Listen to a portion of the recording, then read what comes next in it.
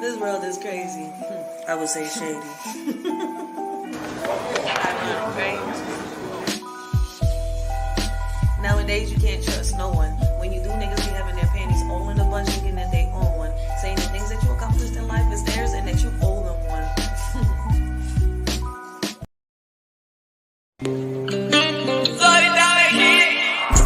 I remember the first time I made my mama a promise. I was so young, fucked up in the head, had to toughen up. Even though that was a promise I knew I could never keep.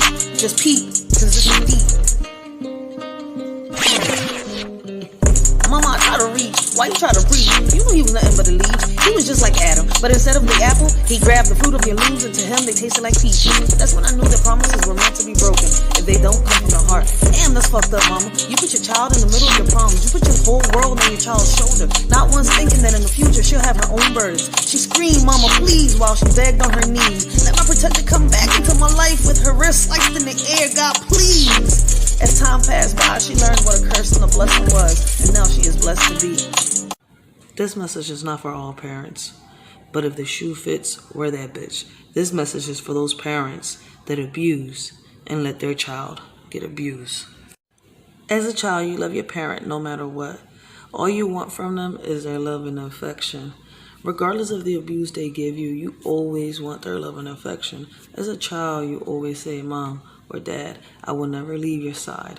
Without realizing sometimes that when you are in an abusive family, sometimes you might have to walk away and not look back. It's hard to keep a promise that at one point you thought you could keep, but couldn't.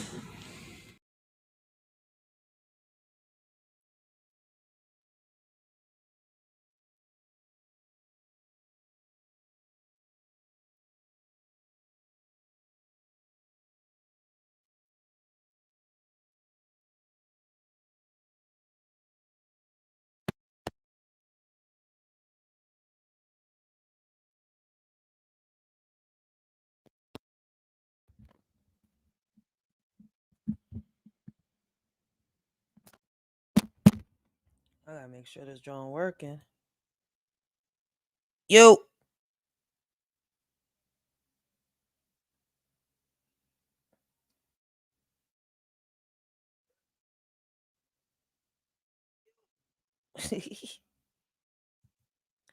right.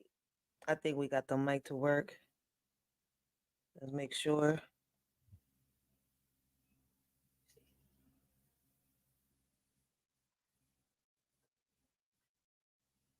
Yeah, it's time to buy a new mic. All right. Hey, what up, everybody? I hope all of y'all is having a blessed and humble day. I hope all of y'all continue to have a blessed and humble morning. It's 12:50. Shorty is in North Philadelphia right now. Listen, man, I want to welcome all of y'all to the Writers for Life brings you the Let's Talk About It podcast. These are open panels. We're not here to judge. We're not here to bring nobody down. We're going to be reacting today to sex crimes. An Iowa girl vanishes after sleepover at Stepdad's home. It's going to be a shorty's reaction. Y'all more than welcome to come up, give your own reaction if y'all want, give y'all perspective, give y'all conclusions.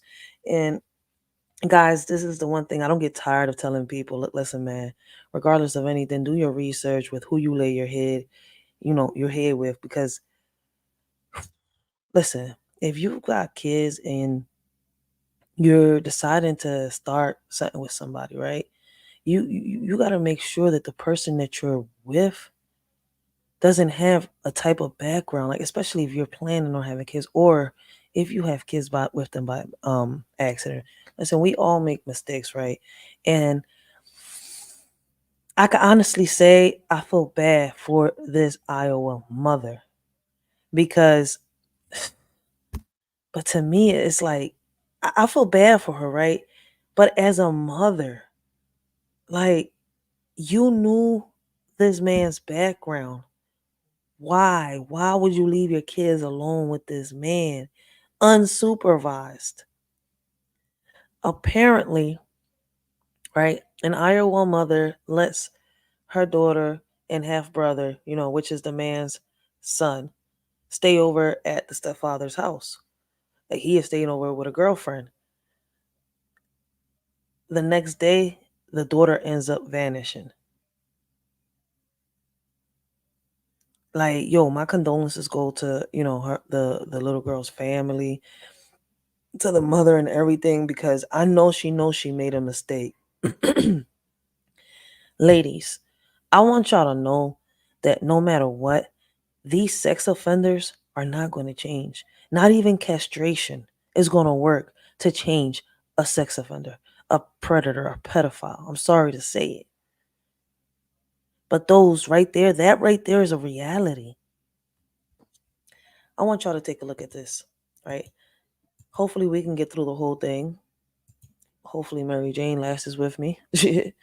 But we're going to react to this until, a shorty gets tired and stuff like that. I do got to stay up a little bit. My mind is, also trying to figure out how to put this manuscript together for this book. So here we go. We're going to play this one first.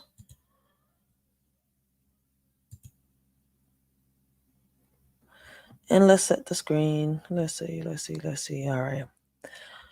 So this stepdad right here is the reason why. I'm not sure if she was like 7 years old or something like that. Hold on one second. Here we go. All right, well, this stepdad right here had 2 kids. His biological kid with him and his stepdaughter. His stepdaughter vanishes and he pretends like nothing happened. Yo, I listen, man. Me as a mother, I just can't do it.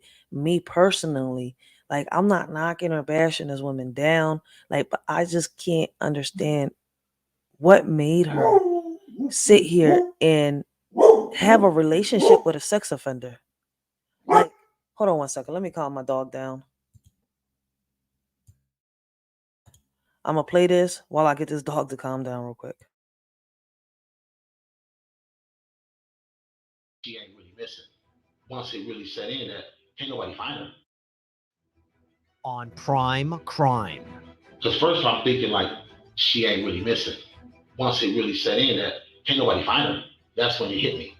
A 10-year-old girl vanishes without a trace. There are just an outpour of people that are instantly troubled by her absence. It was something that we had never seen. Can mounting circumstantial evidence crack the case? You saw your sister? I'm tired of people asking me. You were the key to finding your sister. You want to bring her home? Yep, hashtag bring Bree home.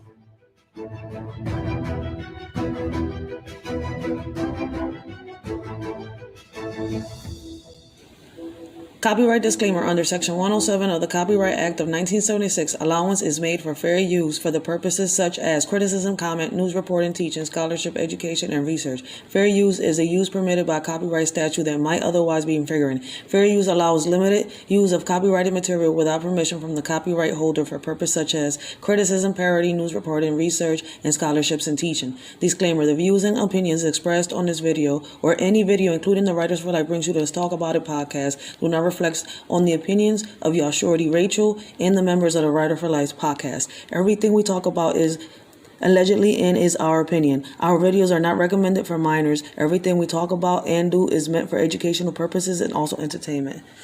Please keep in mind that the majority of our videos are for educational purposes only.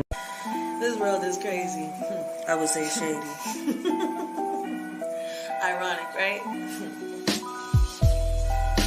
Nowadays, you can't trust no one. When you do, niggas be having their panties all in a bunch, thinking that they own one. Saying the things that you accomplished in life is theirs and that you owe them one.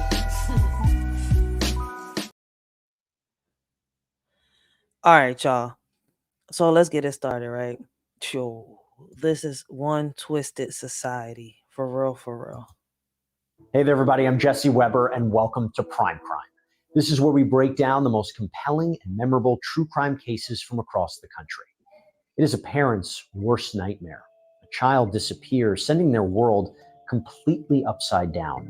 And on July 10th, 2020, in Davenport, Iowa, that is exactly what happened. A 10-year-old girl suddenly goes missing in the middle of the night. 911, what's the address? Emergency. My daughter was staying the night with my son's dad and my son, and I had went into work, and he had just called me and told me that he don't know how long she's been gone.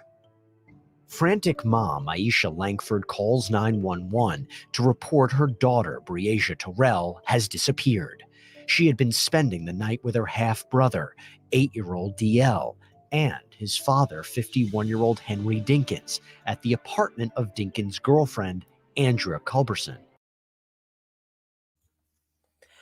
Blessings, Miss April Showers. How you doing today? Blessings. Happy Mother's Day to you too. I hope you enjoyed your Mother's Day. How was your Mother's Day today?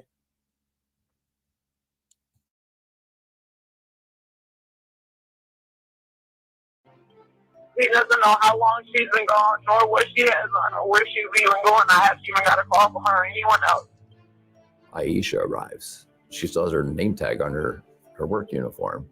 So she, was coming from her job to come up and deal with this really troubling phone call that she received from Henry Dinkins saying Breasia's gone. When investigators are first called to the scene, Yo, imagine getting a call the next day. You're thinking that your daughter is fine. You're at work and, nothing's wrong. And then the father of your child tells you that your child is missing. He don't know how she went missing. And he's out there looking. But have you called the cops yet, sir? My thing is, damn, shorty, you made the biggest mistake ever. Like, you knew that he had a sex offender's background. He was allegedly charged. Well, I'm not going to say allegedly because it did happen. It's on record. I looked it up. I'm sitting here like, whoa. Like, he was charged before for, taking the innocence of a 5-year-old. Like, yo, I can't. they view this as a missing child. They've got Henry Dinkins and Aisha saying, we don't know where she is. And through body-worn camera, we see these two people outside kind of yelling at each other, and the officer there trying to keep the peace, but also gather information. Your mom? Yeah. And Henry lives here? Yeah, I guess so. This is where he told me to come. Okay. What's up, Henry? So this is your girlfriend's address here? And that's another mistake right there. How you let your daughter go with the stepfather, right, to spend the night, and you don't even know where he lives at. You end up finding out where he lives at when he calls you to tell you that your daughter is missing. That's when you find out, yo, like, moms, y'all need to get it together.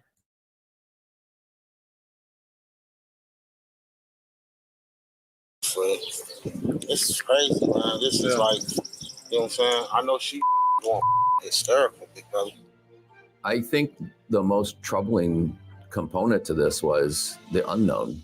We quickly learned that she was a small child. She was somewhat hearing impaired and vision impaired. This was one of the first times that Breasia stayed in this location. Where could she have gone if she doesn't know the area? Who have you called? What doors have you knocked on? I don't know these people out here. At first, I was riding around looking. And then me and my son start riding around looking. Have we called family?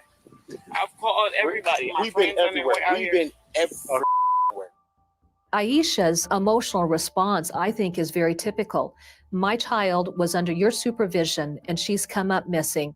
First of all, she would have never woke up at 8 o'clock in the morning, and she would have never. What you mean? 8 o'clock in the morning? I'm just saying. That ain't what I said. I never said. I know you Guys, didn't say that. this isn't the time to fight. Exactly. I don't give a about you walking. You lost her though. How did I lose? Because you was watching her, Henry. What the do you mean? But hey, I'm going, sir. Come on, D.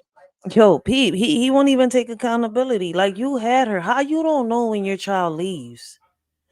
You was watching her. She was under your supervision. But, ma'am, I'm still stuck on her head because doing my research on this, like, let's keep watching. Let's just keep watching. listen to me. Her anger at him for how he's handling this situation, I think, was very, very warranted. As a mother, you're feeling very frantic. Your child's missing. For Henry, his attitude is kind of like, why are you mad at me? I'm trying my best. You guys got to come together right now. This isn't a time to fight about it. Okay? Definitely not. How am I supposed to? What do you want me to do? I got no picture. I got no. What do you want me to do? What am I supposed to do? Right. I get it. Henry, I get it. All I can do is look. I get it, Henry. I understand why she's upset. But when I'm trying to help, she can't run away from me. I don't want to deal with the issue. Yes. You got to keep your level head. Mr. Dinkins sets forth the notion that she wandered off. So then law enforcement familiarize themselves with the child. Is this the type of child who is prone to do this? Is this a child who has a tendency to run off? Accordingly to the mom, no. She's not that type of child, so let's keep listening. You guys never heard her come down and walk out. There's no forced entry or anything like that. No forced entry, no. Was there any fights or arguments or anything last night? Where was she sleeping at?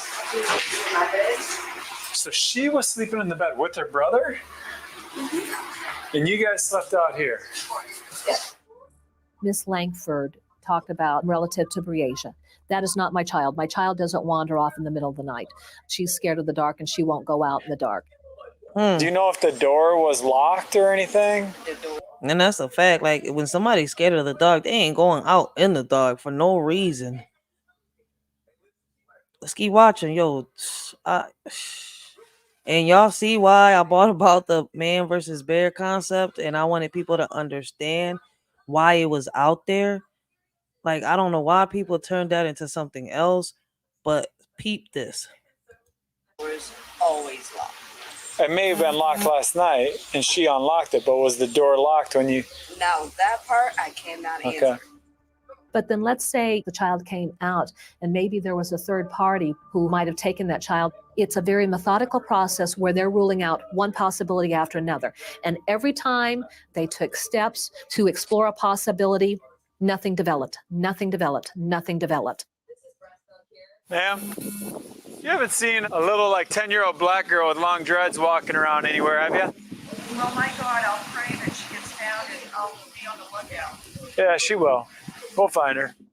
They were doing a massive canvas in that whole area around that apartment complex. Ideally, you will find somebody who witnessed or observed something and nobody saw anything.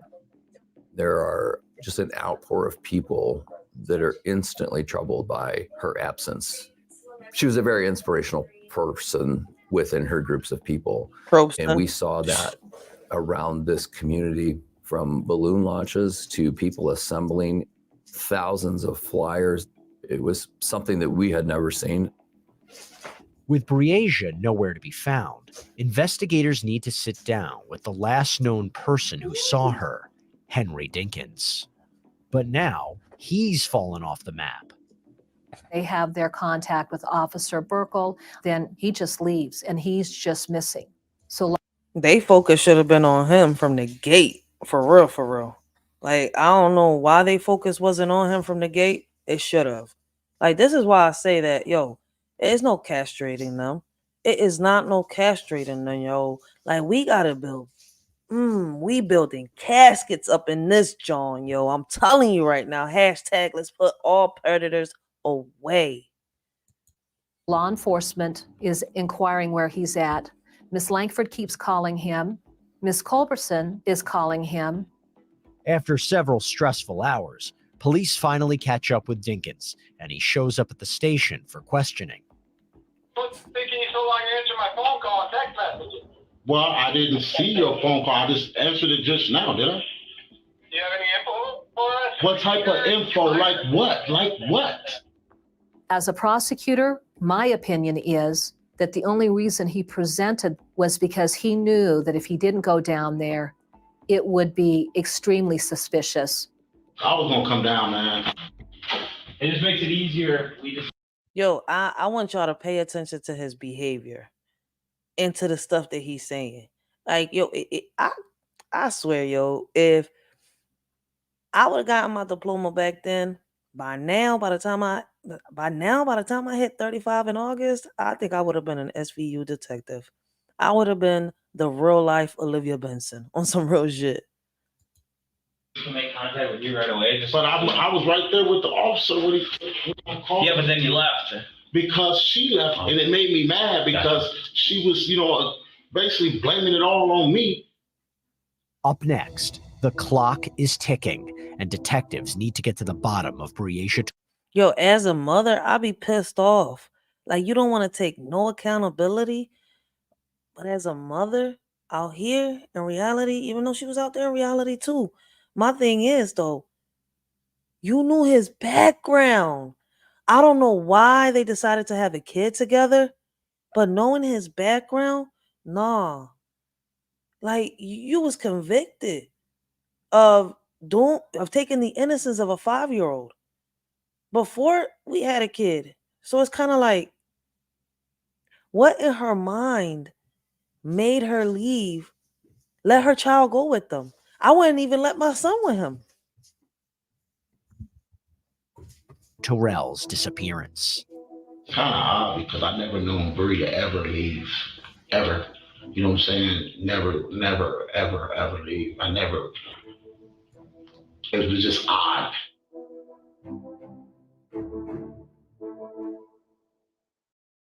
Hey, everybody, we're going to get back to the Dinkins Prime Crime in just a minute. But before we do, I have to highlight one of our incredible partners who, with their support, makes this show happen. Truthfinder.com. I always like talking about them. Why? Because with our content, I really can't think of a better service that can provide actual safety for you guys. I say that because Truthfinder is one of the largest in the world. Their whole goal, people like you type in a name, as associates, criminal conviction, an address, it tells you registered sex offenders that may live in that area.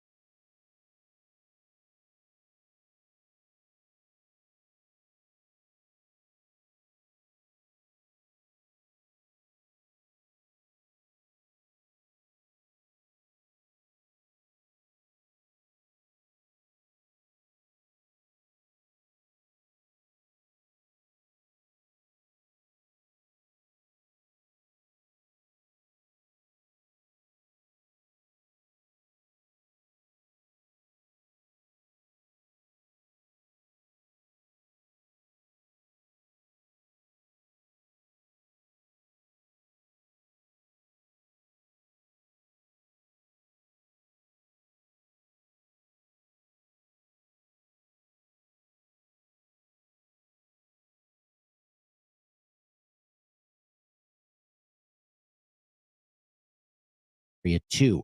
And that's the point. Unless you use Truthfinder, you may never know the reality.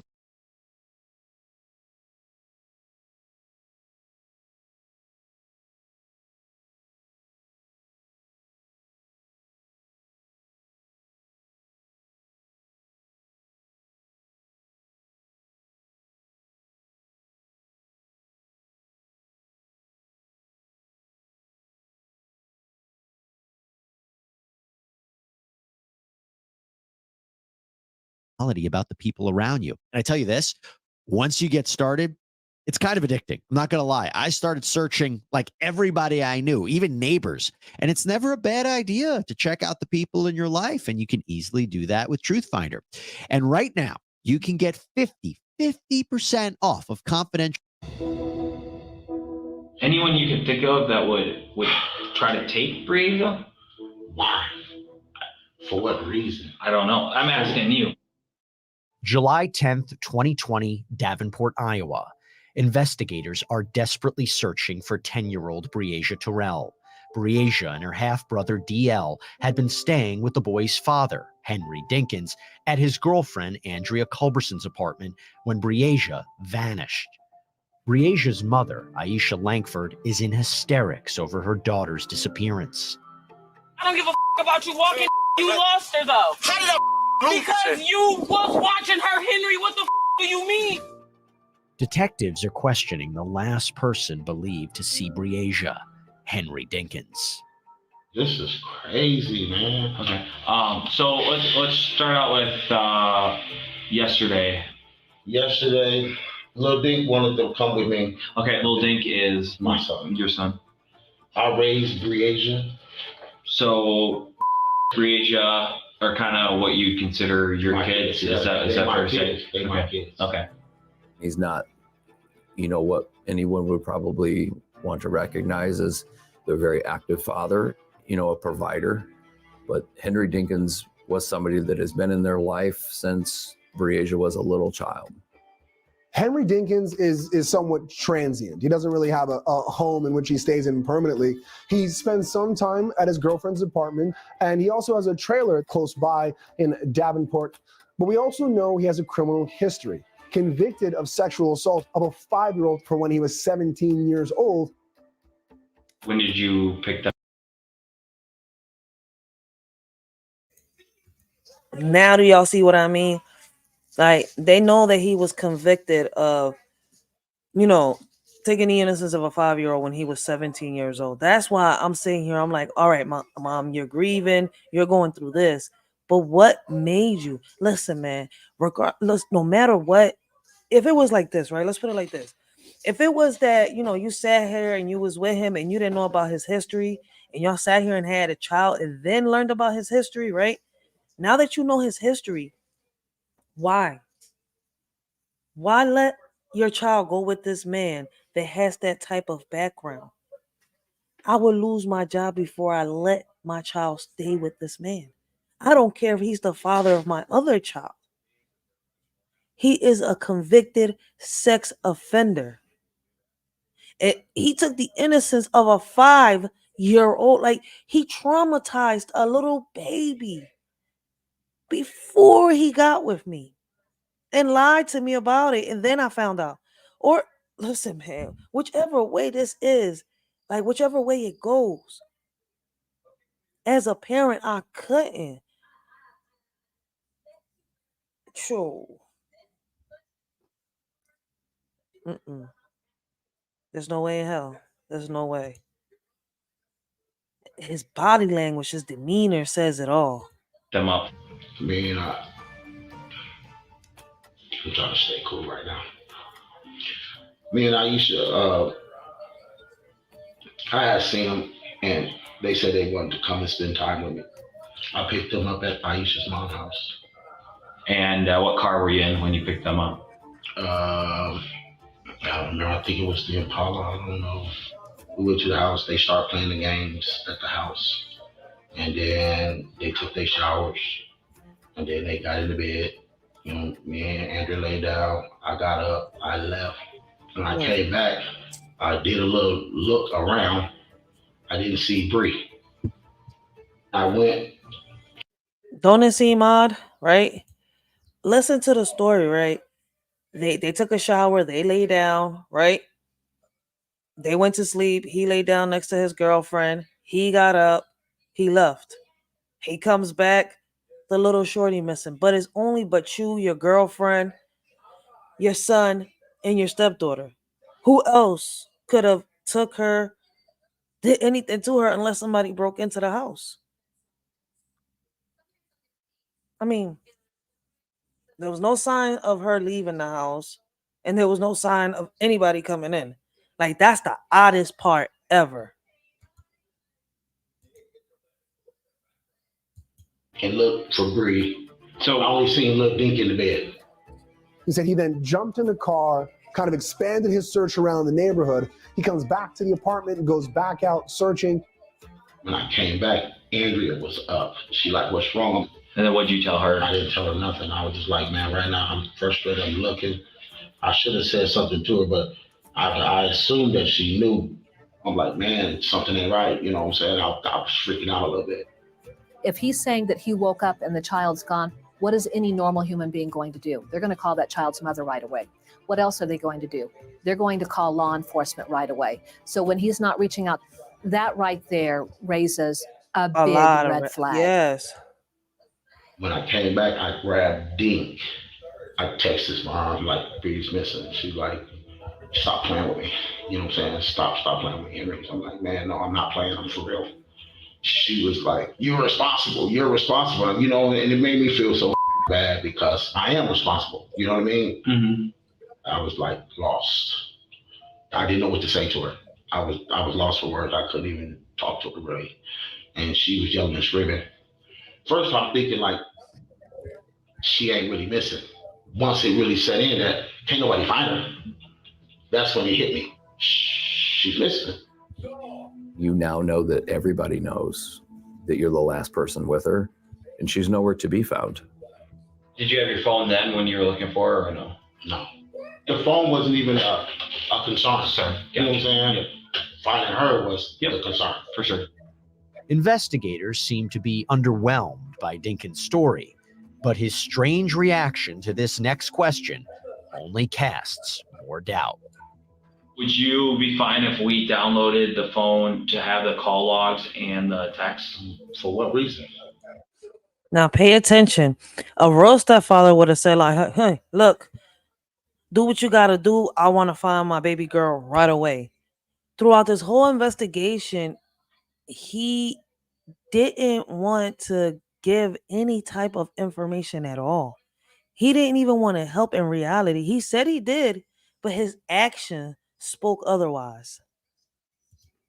To corroborate everything here, I can just show you my phone. I got you. You know what I'm saying? You want to see, I can just show you my phone. I mean, I can just open up my phone and let you go on my phone. What's the passcode to your phone? Just give me my phone and I'll open it up for you. He seems to be very concerned about, well, what do you want to look into my cell phone for? Why do you want to find out where the car is that I was driving? He seems to be both willing to give information, deflecting when they get to certain points, but also trying to befriend the officer. Why are you looking at me to do my password? Well, that's what I asked. No, I said I will open it for you. Yeah, but I'm I'm not going to give you my password. Okay. Why are you still watching? I don't want to open it then, bro. You know? Not if you staring into me while I'm trying to get my number. What I'm doing is I'm making sure that you're not going in and deleting anything. That's what my concern is. Why would I delete something? You never know with guys. Trust me, it happens. It boils down to, is this a man who's had a number of run-ins with the law and just doesn't trust them, completely understandable, or is he hiding the truth? I don't understand how I got suspicious with my own kids, man.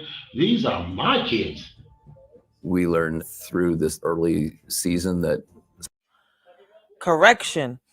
One of them was his kid, and the other wasn't. And then to top it off, you've been convicted. How are you not going to become the prime suspect when there was no evidence of anybody coming in or anybody coming out the house, like, forcibly? Like, yo, this shit is crazy. Cell phone data is not an immediate help to us. We don't have any good information on that for those overnight hours and what was going on. Where is the car currently? It's reachable. Reachable as in? I can get it to you guys at any time. If you want to search the car, I can bring the car to search. So I received a phone call from a patrol officer that had located a vehicle that was known to be driven by Henry Dinkins. That vehicle was located in front of our library. He parked 2 blocks away from the police station and walked up there, and we have parking right in front of the building. That seems like a concerted effort to conceal your vehicle. You're breathing kind of heavy. Is it you're just thinking about my baby? You know what I'm saying? Yeah. It's like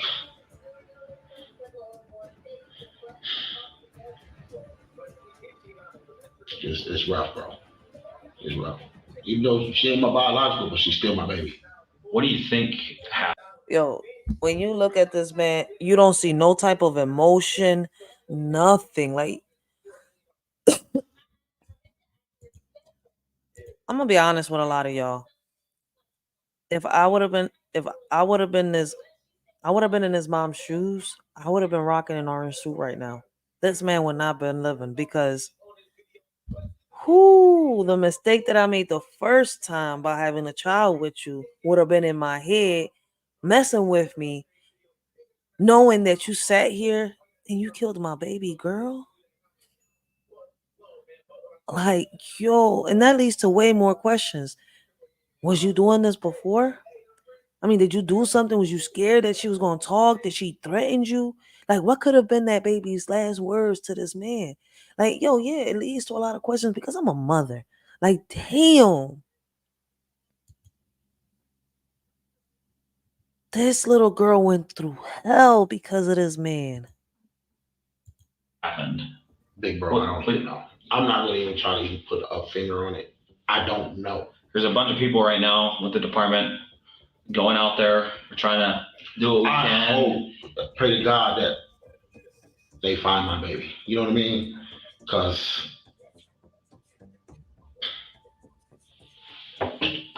His fake ass crying. He trying to make himself cry. Yo, boy, tripping. we need her home. Mm-hmm. Definitely. We need her home. Yep.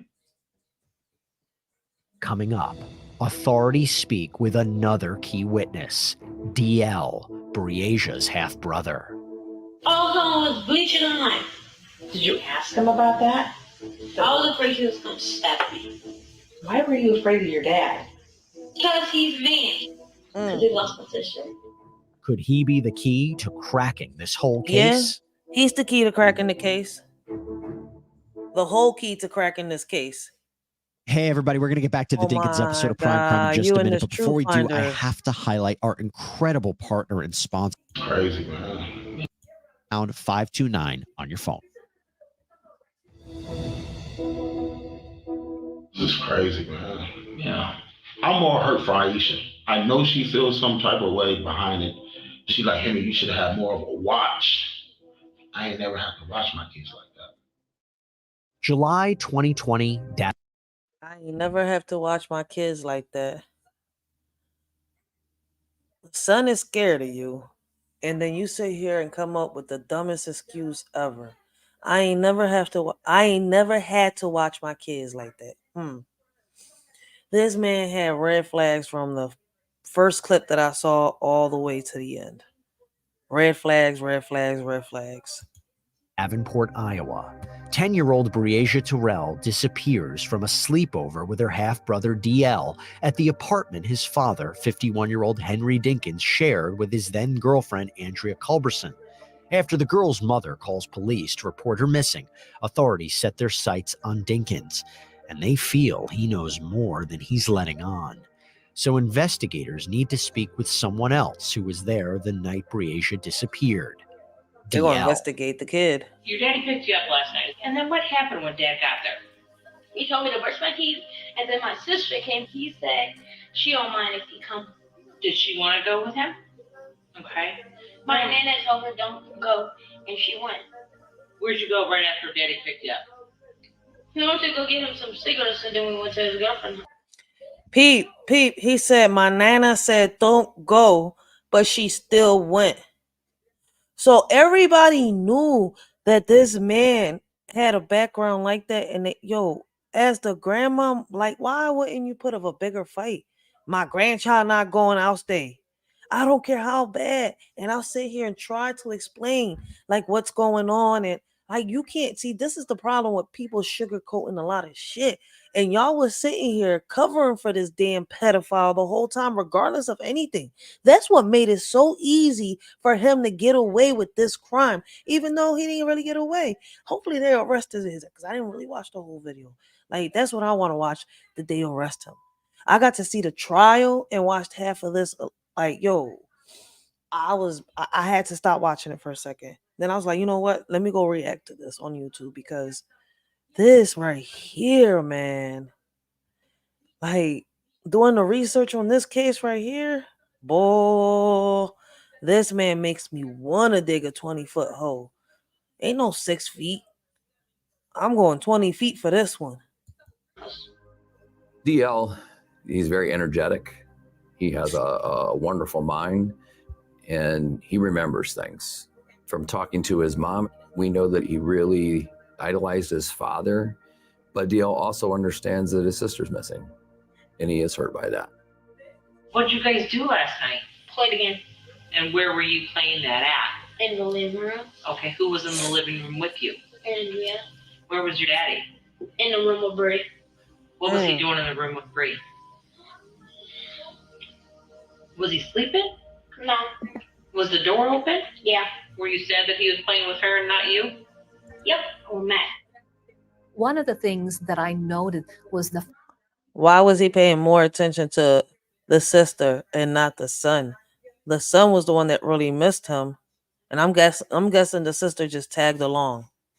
Like, wow. Like, yo, that's a red flag right there. And why didn't the girlfriend say anything? Like, yo, you should be spending time with your son over here.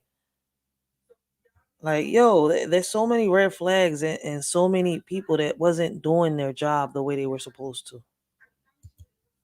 Fact that his father was in the bedroom sitting with his sister rather than spending time with him in the living room. I really felt that the observation had a lot of significance to what was going on. What'd you do after that? We ate dinner, and then we went to bed, and then I woke up, and then she was gone. Did you go looking for her? And then me and my dad, when he got back, and then he told me he was lost. Did your daddy drive you anywhere? He went a couple places. He went to go fishing with a couple people. This morning? Yeah. Were you there? How in the world did he have time to go fishing? Like, yo, this man is out here, or was he hiding the body? Yeah, I was in the car. Did you actually see your dad with fishing poles? Or did he tell you he went fishing? He told me. To explain to a little kid that's got a million questions, probably about where we going, what are we doing. If you're Henry Dinkins and you know that you're going back to a body of water, that's at least a logical thing. But, you know, DL never talks about seeing fishing poles. He never talks about going fishing. He just was told he was going fishing. That's when DL shares a shocking detail that sends detectives into a tailspin. Did you see your dad get anything out of the car? He grabbed some bleach, and what I saw in his trunk, he pulled it out. It was a knife. And then he washed it off. I'm telling y'all, yo, he was out here covering his tracks. But little young boy was trying to listen. Young boy idolized his dad, but he was talking a little too much. If you peep, like, yo, and I'm glad he did. I'm so glad he did. Like, cause he don't know. Like, damn, dad's about to get in trouble. What do I do? Like, this is crazy. This man didn't care about his kids. This man was thinking about having a pleasurable moment. And the way he was thinking about it is like, it makes me want to grip him up, twist his neck, chop him into pieces, put him in the casket, and dig a 20-foot hole grave for the man, because Jesus. I remember the first time I made my mama a promise. I was so young, fucked up in the head, had to toughen up. Even though that was a promise I knew I could never keep. Just peep, cause this is deep. Mama, I try to reach. Why you try to breathe? You knew he was nothing but a leaf. He was just like Adam. But instead of the apple, he grabbed the fruit of your leaves, and to him they tasted like peach. That's when I knew that promises were meant to be broken if they don't come from the heart. Damn, that's fucked up, mama. You put your child in the middle of your problems. You put your whole world on your child's shoulder. Not once thinking that in the future she'll have her own burdens. She screamed, mama, please, while she begged on her knees. Let my protector come back into my life with her wrist sliced in the air. God, please. As time passed by, she learned what a curse and a blessing was, and now she is blessed to be. This message is not for all parents. That is like, I don't know. I couldn't do it. I couldn't do it as a mother. This man wouldn't be alive today. I can't. You sat here, you took my baby's innocence, and then you took her life. My baby couldn't even experience what life is. Like, yo.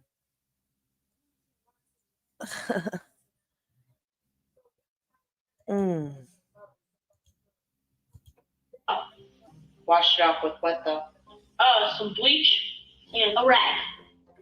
When detectives find the motorhome and search it, they do find a squirt bottle of cleaner that contains bleach. They find a machete, and that seems to bolster the credibility of DL's memory. Do you know where he went fishing? Do you think you could take me that way? I don't remember that way. What if I drove you down that way? It's a long way. That's okay. I don't remember. So, just a place where he got stuck. He got stuck? You could tell young boy was starting to get frustrated. Like, the detective asking a lot of questions. He know his dad in trouble. he wants to help find his sister, but what if it gets his dad in trouble? Like, yo, this little boy is in one hell of a predicament right now, because it's like, I want my sister, I love my sister, but I love my dad too. It's like, what do I do? Like, young boy, I don't think he knew what to even think. His car. He needed another push. Was it by the river or by creek water? This has got to be red flags just flapping in the air for investigators to say he must have stabbed her to death. And he must have dumped her body by some body of water.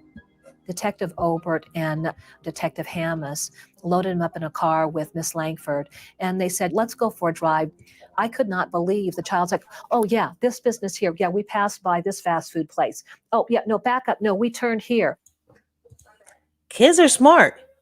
Like, that's why I say, yeah, like when they say, could the kid be the, the biggest clue to figuring out what happened to his sister? Yeah.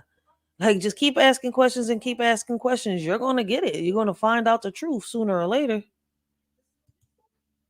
As investigators continue to search for Breasia, the pain of her disappearance is felt most by her friends and family. There's behind the scenes type stuff, okay? We're doing search warrants, we're doing pinging of phones, okay? Obviously, Henry ain't talking. Everybody is working on it, okay? It doesn't end, okay? I know, but it's 9:31 and I haven't heard from her. Okay. Yeah, I feel bad for the I can't go mom. to sleep with that. Like, what the I really do feel bad for the mom. 9:30 and she's nowhere. In this moment, you see the breakdown of this mother who is completely torn by the fact that she will not be able to see her daughter before she lays her head down at night.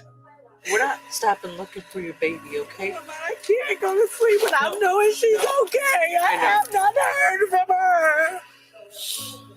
Damn. It's crazy because she made a mistake. Like, yo, I say it could be a mistake. I can't even say here and say she didn't know she made a mistake. Like, yo, because it's like you knew his background and you still let this little girl stay over. So that right there kind of like, nah, man, I can't sugarcoat this. Like, I know the pain that she's going through because she lost a child. And oh God, like, yo, it's crazy to sit in situations like this.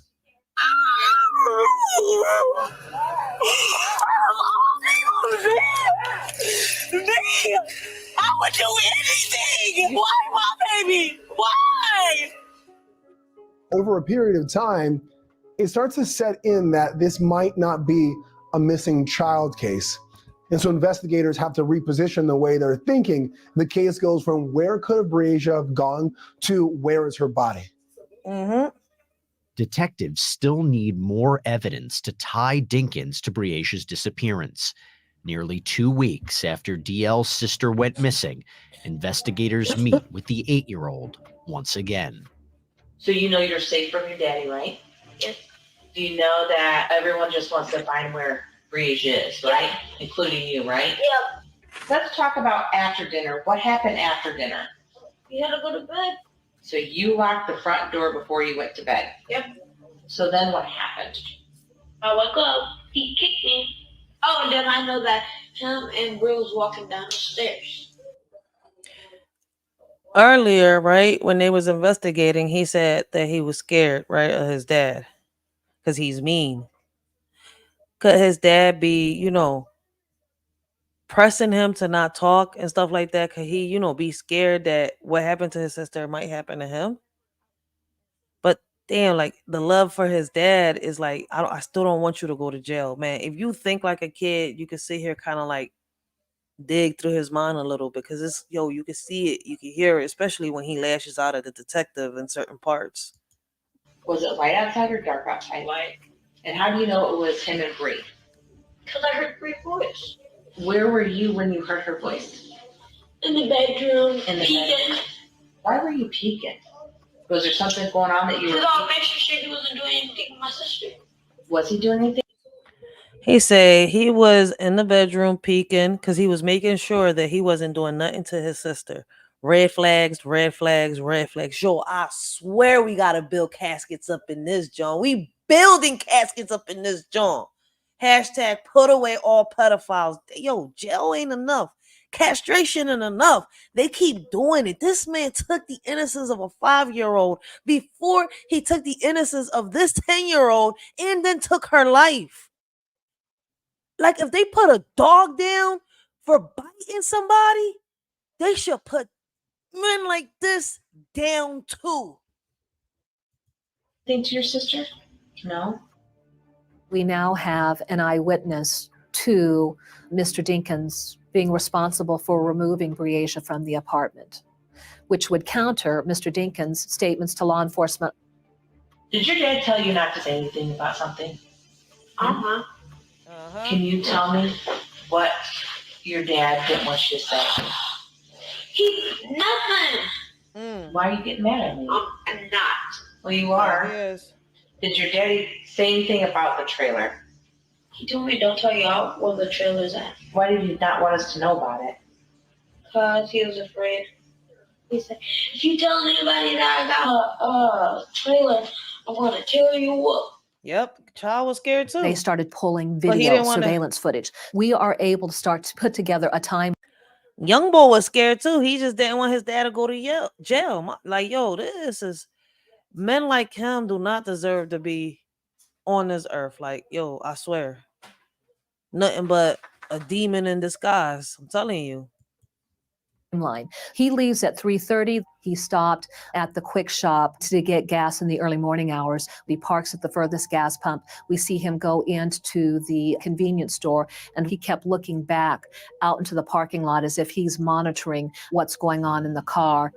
He arrives back at the apartment right after sunrise. He gathers DL and he leaves. Where have you been? You tell me. A place where he got stuck. There was dirt. And he had to go, boom! He talks about some fishermen had helped push him out of the mud.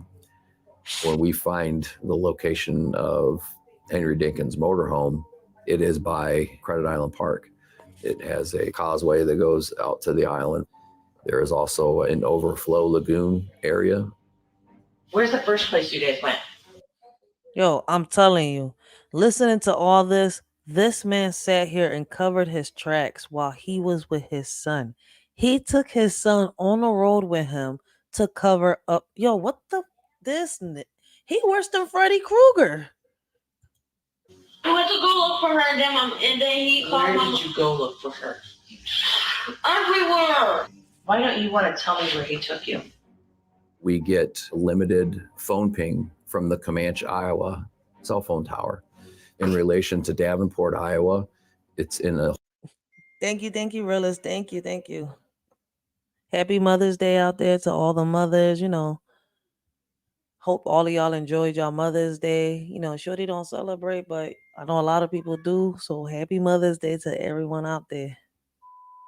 Oh, especially all the single fathers with babies out there. Let's not forget them. Like, we got to shout them out too. Like, regardless of anything, there's a lot of single daddies out there that are raising babies on their own. Because whatever the reason is, their baby mama could be in jail. Their baby mama could be, may her soul rest in peace. Or for some reason, could be in a hospital, can't be with the baby. But whatever, there's a lot of single daddies out here that don't get acknowledged. Single baby daddies, yeah, my bad. They don't get acknowledged and stuff like that, but they're playing the role of both the mother and the father. Even though, in my opinion, I think we should celebrate both mothers and fathers every single day. Every day we should honor our mother and our father, especially the good ones.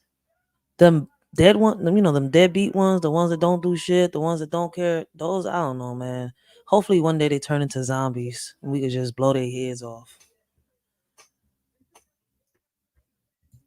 A whole nother county. Keep in mind, during that time is when Henry Dinkins was out looking everywhere for her. I've seen you places with your dad, so I kind of know where you went. Do you remember your dad taking you to any type of store? No.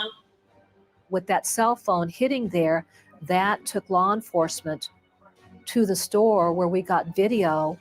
We have him buying Clorox at the Clinton Walmart. He gets there a little before 7 a.m. in the morning. I'm just making sure I get this right. You saw your sister? I'm tired of people asking me. You are the key to finding your sister. You want to bring her home? Yep, hashtag bring Bree home. When we return, what really happened to Yo, young boy is like he's got so many emotions, but you could tell he was getting angry. He's like, I'm tired of people asking me.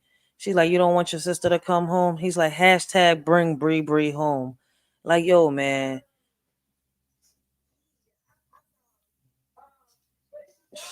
My condolences to Breisha's family. And like, yo, like earlier in the video when she was interviewing him, I heard him say, my nana told her not to go, but she still wanted to go. Everybody knew that this man was a sex offender. Like, I'm just like, what is wrong with society nowadays? Like, you practically gave her to him. Like, it's messed up to say, like, yes, I feel bad for the mom, but that doesn't take the fact that I'm looking at this and I'm seeing it. You gave your daughter to him. Not knowingly, but you did it. I don't know if she thought that the man could have changed or what, but I want y'all females to understand these men that are like this, not even castration could change them. Like, damn, man. Breasia Terrell? They've got to figure out where her body is, because her body will give them all of the information as to what happened to her. Was she murdered? Could this have been an accident?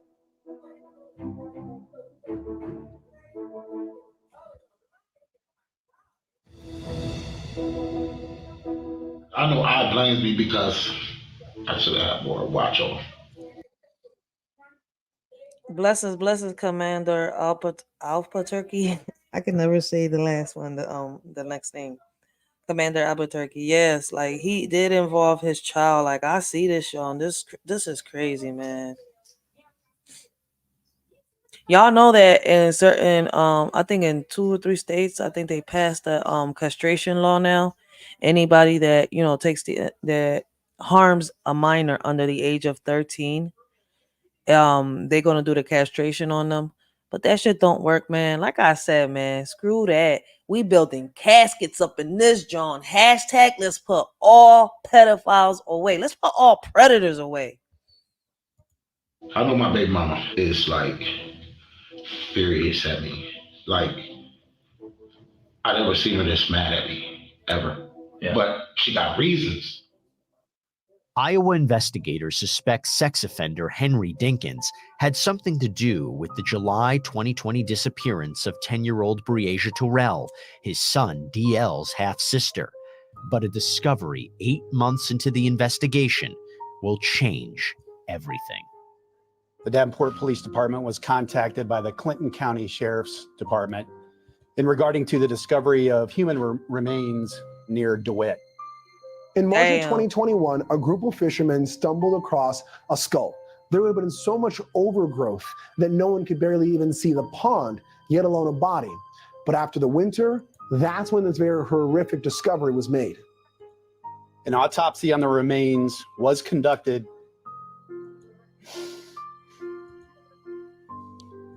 We've received confirmation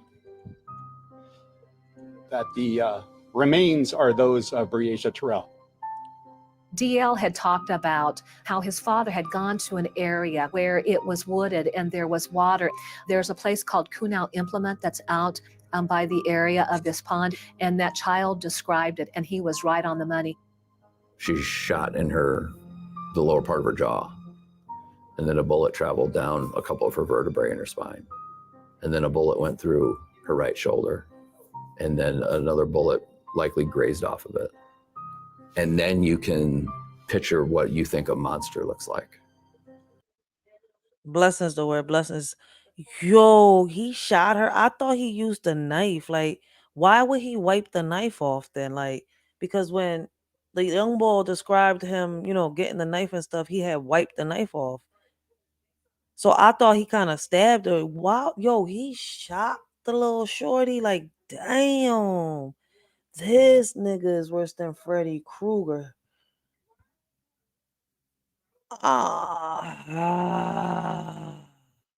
It's like I wanna smacked the mom, but it's kind of like the mom was ignorant. Like, I can't even say that. Like, this shit is crazy. Like, I remember the first time I made my mama a promise. I was so young, fucked up in the head, had to toughen up. Even though that was a promise I knew I could never keep. Just peep, cause this is deep. Mama, I try to reach. Why you try to breathe? You knew he was nothing but a leech. He was just like Adam, but instead of the apple, he grabbed the fruit of your leaves, and to him they tasted like peach. That's when I knew that promises were meant to be broken if they don't come from the heart. Damn, that's fucked up, mama. You put your child in the middle of your problems. You put your whole world on your child's shoulder, not once thinking that in the future she'll have her own burdens. She screamed, "Mama, please," while she begged on her knees. Let my protector come back into my life with her wrist sliced in the air. God, please. As time passed by, she learned what a curse and a blessing was, and now she is blessed to be.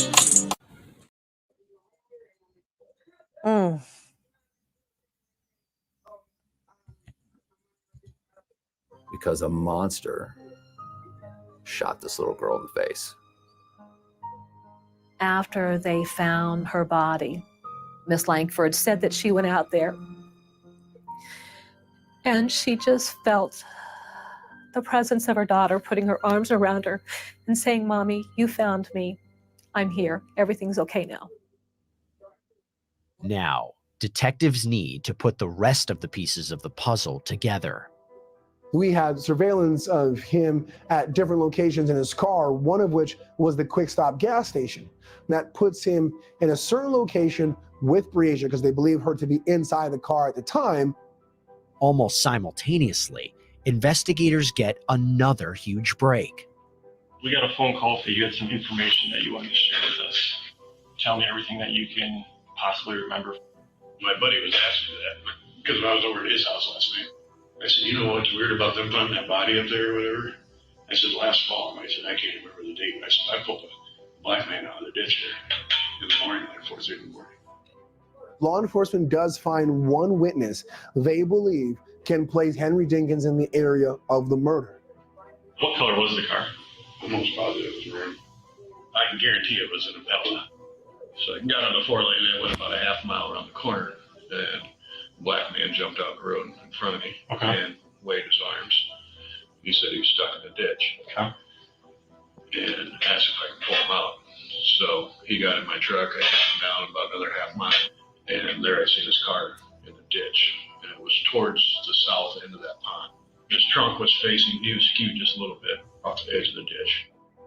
That was a critical piece of evidence because we had the chunks of mud that got caught up underneath the undercarriage of the vehicle that later then identified as being inclusive to soil samples that were collected from that area after her body was discovered. I just spun around and backed up to him and I pulled him out. I asked him what the hell he was doing up here. Yeah, I said he made a wrong turn. Was there someone else in the truck? No. This morning, Henry Earl Dinkins was charged in the death of 11-year-old Breasia Terrell. Murder first degree. Kidnapping first degree. All the evidence seems to add up to the chilling conclusion that Henry Dinkins killed Breasia Terrell. But why?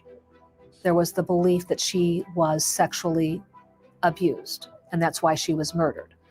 But the sex abuse offense was not charged. Because of the state of decomposition, there was no ability to be able to recover any type of DNA evidence. In August 2023, Henry Dinkins is set to go to trial in front of a jury. I just want to poke the nigga like Homer chokes freaking Bart. We were in there early that morning and waiting for the clerks to, call in all the jurors. One of the court attendants comes up. She said, "Miss Cunningham, defense counsel needs to talk to you." Mr. Freeze said, "Mr. Dinkins wants to waive jury trial." And I said, "What?" Every person facing a criminal charge has the right to be tried by a jury of their peers, but that right can also be waived and they can ask for a bench trial. For real? The jury would probably hear that sex offender status and not think of anything else. With the case now being decided by the judge, the trial of Henry Dinkins begins. It was a normal evening. When Miss Culberson went to sleep, she knew Mr. Dinkins was there in the living room on the couch. At 3 a.m. in the morning, she woke up. Mr. Dinkins wasn't there and Breasia wasn't there.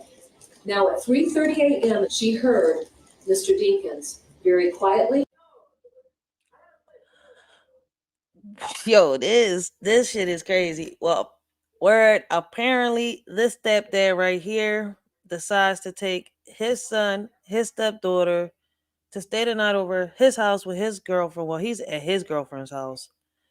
And the daughter vanishes. The stepdaughter vanishes out of nowhere. Like, my thing is, right?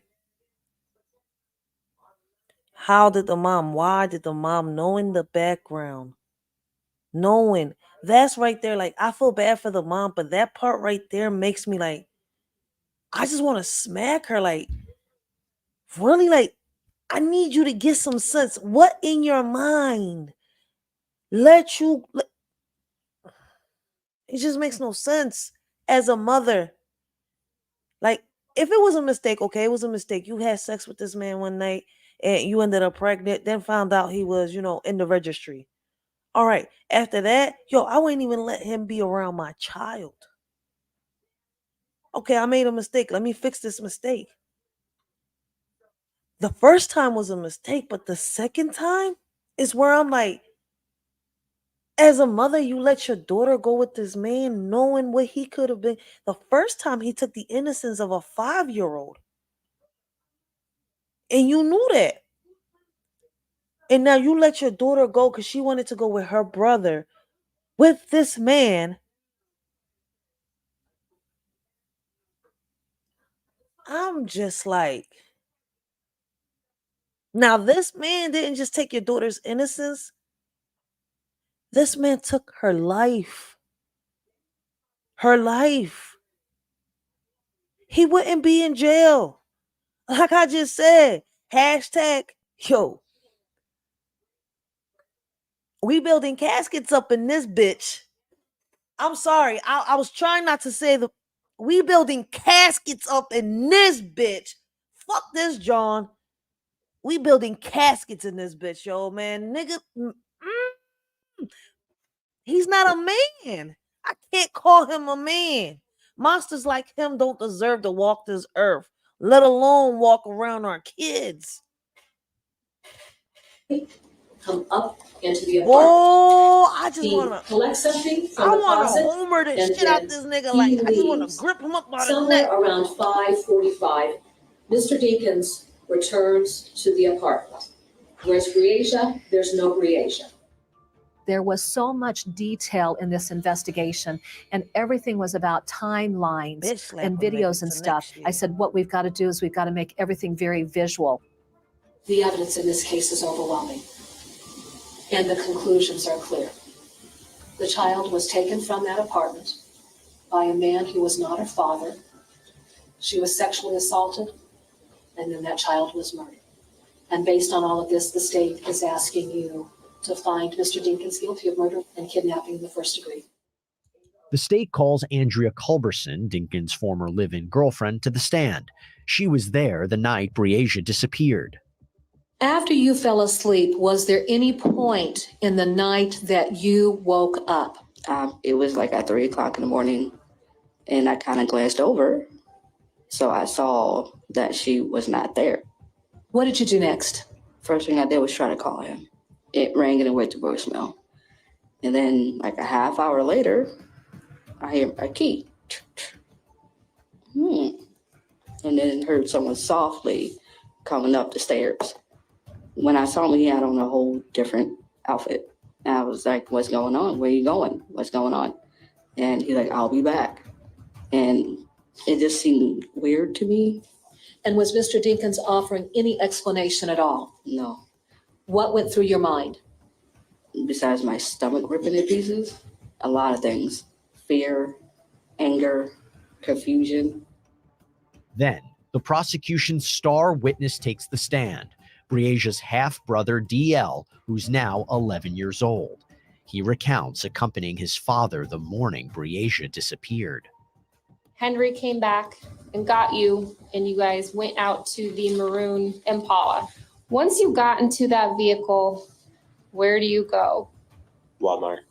When Henry got back to the Impala, did he have anything with him? Bleach. So after you left Walmart, is that when you went to this dirt road? Yes. Did anybody get out of the car at that time? Henry. What did you see him do? Pour bleach. Buy some bushes. The prosecution was able to cherry pick some consistent statements to say, this is what happened. This is what he saw. Henry Dinkins was trying to destroy evidence. But during With his son, cross-examination, though. DL drops a bombshell. What do you recall? Us three there. At the location where Briasia was killed? Yes. You didn't testify to that today, right? Yes. Because that's not true, right? If you say it's not true. I'm asking you. I guess. Either you were there when she was killed or you weren't. I said, I guess. I don't accept that answer, sir. I was there. Damn. Your testimony today is you saw Henry Dinkins shoot your sister. Yes. For the defense, DL goes up there and says, I saw Henry Dinkins shoot Briasia, where it was completely impossible based on the investigation. That helped the defense. Isn't it true that you only come up with this story after you heard someone else talk about it? No. You didn't overhear police or your mom talking about how Briasia was killed and come up with this story? I talk about what I saw, not what they talk about, what I saw. Okay. Not them. My perception was that the So did he witness his father shoot his sister? I said something was off with the young boy. Like, he kept getting mad during the interviews, during the investigation, the questions being asked. He kept lashing out. Let's watch. Yo.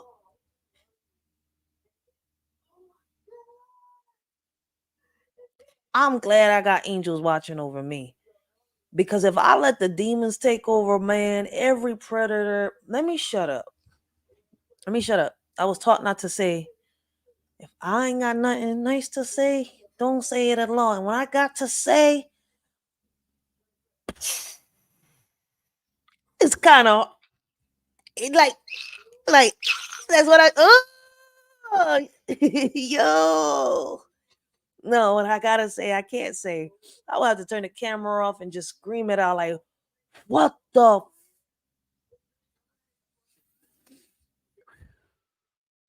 I got a boxing bag, so shit. Like, what the The child got mad and said that because he was angry at defense. And I think everybody in the courtroom who was watching it, nobody believed that the child saw that.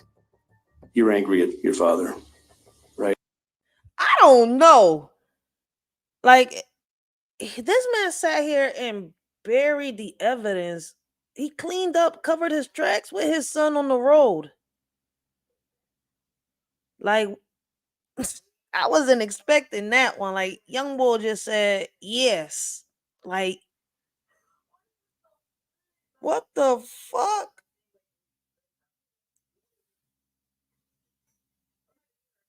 It could be a possibility. Y'all just don't want to believe it. Me, I wouldn't pass it. Because young boy said in the beginning he was scared. Dad told him not to tell where the truck was at. I mean, the AV was at. RV, whatever the damn thing is, the Scooby-Doo van. Shit. Right? Yes. You're angry at your father because you think he hurt your sister, right? Yes. And you're here today to offer testimony to make sure that he's held accountable for doing that, right? Yes. And you're going to say whatever you need to say to make sure that happens, aren't you? Yes. Dinkins' defense focused on the lack of physical evidence tying him to the crime. Moving on to the RV that was found there, was Briasia Terrell's DNA located anywhere that you tested? Yes, there was one item where when I compared Miss Terrell, her DNA did match, and this was a pair of underwear from inside a plastic bag. Blood and semen were not detected on that item. Other than that DNA that was discovered in that plastic bag, Miss Terrell's DNA is found nowhere on the items that you tested, right? I did not have any support. The man bleached the van. What evidence was y'all gonna find? He just forgot the drawers. I swear prosecutors get on my nerves. Like, I couldn't do no jury duty, man. Like, he's guilty. Lock him up and throw away the key. That's why I say, yo, man, we need caskets for these. We need caskets for these mother heifers. Court for inclusion for Miss Terrell.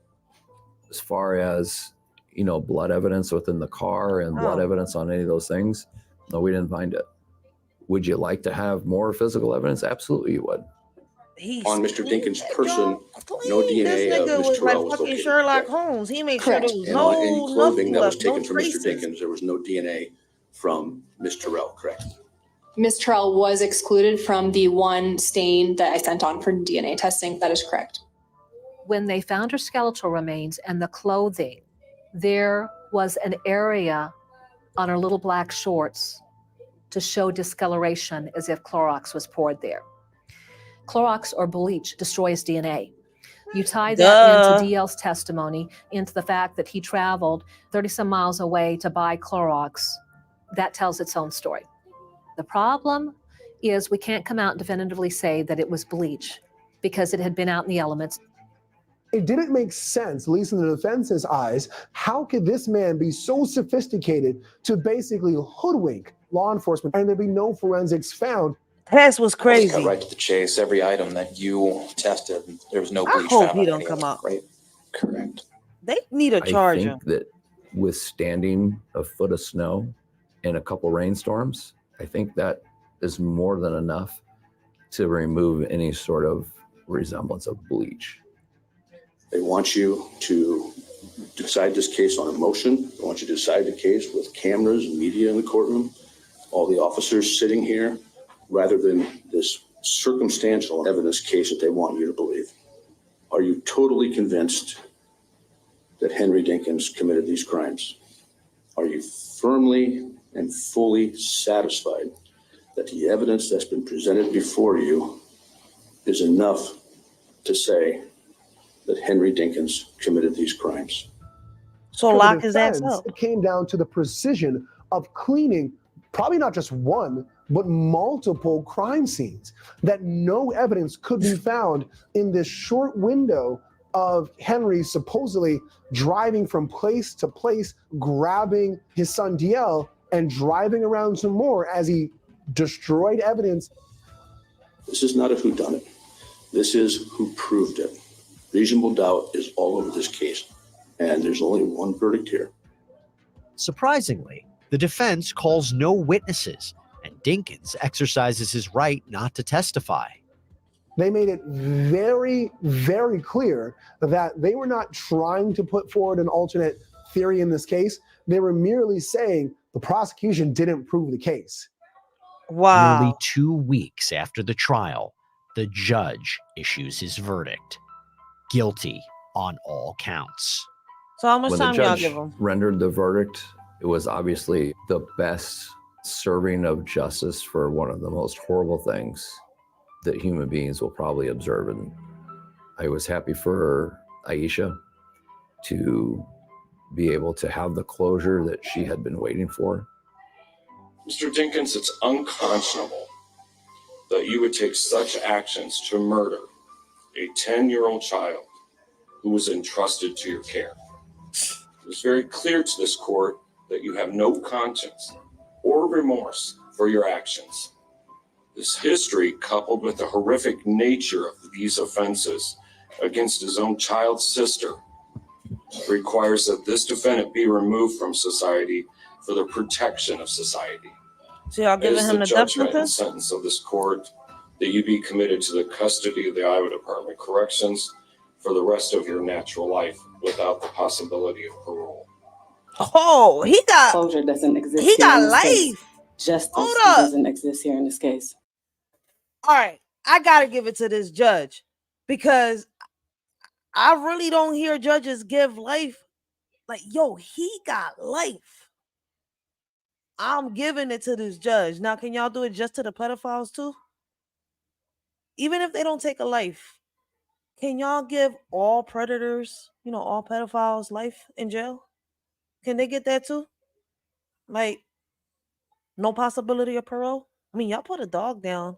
Why can't they get a death sentence if they take a child's innocence? I mean, I'm just asking. Somebody will have to fight to get that little law passed, but shit. You didn't just take away my baby's life. You took away everything from me. My family's sense of security, laughs, health, and potential. You took my baby girl from me and just gunned her down like she was nothing and left her and never said a word at all. Aisha, the damage to her soul, the damage to both of the boys, the damage to the grandmother's soul, they'll never overcome it. The question being, how do they adjust? And the real worry is DL. I mean, my gosh, an 8-year-old child, this child has lost his sister and his father murdered her. How does a child come to terms with that? I don't think they do. Like, I know a lot of people where, a parent has murdered the other one, and I'm going to sit here and tell you, they don't get over it. They just have to learn how to overcome it. And a lot of them drown themselves in drugs. Others just sit here and I guess they find hobbies, a job or something that will sit here and occupy their head. They don't even want to have kids, and they don't. Like, it traumatizes them. Regardless of what you want to think is a trauma in their life. This man sat here and traumatized his own son. And before he traumatized his own son, he traumatized his sister. Took his life. Her life, my bad. And before he did that to her, he traumatized the life of a 5-year-old. And yo, like, I thought hearing you get a life sentence with no possibility of parole will help me sleep at night. And it just doesn't. Whatever you get won't be enough because peace, understanding, and forgiveness will never come. Now, at the time of this recording, we have reached the 3-year anniversary of the day that Breasia Terrell. that right there, yo, it makes me want to grab the man and just Homer Simpson him. Like, I just want to grab him by the neck and just choke this shit out that.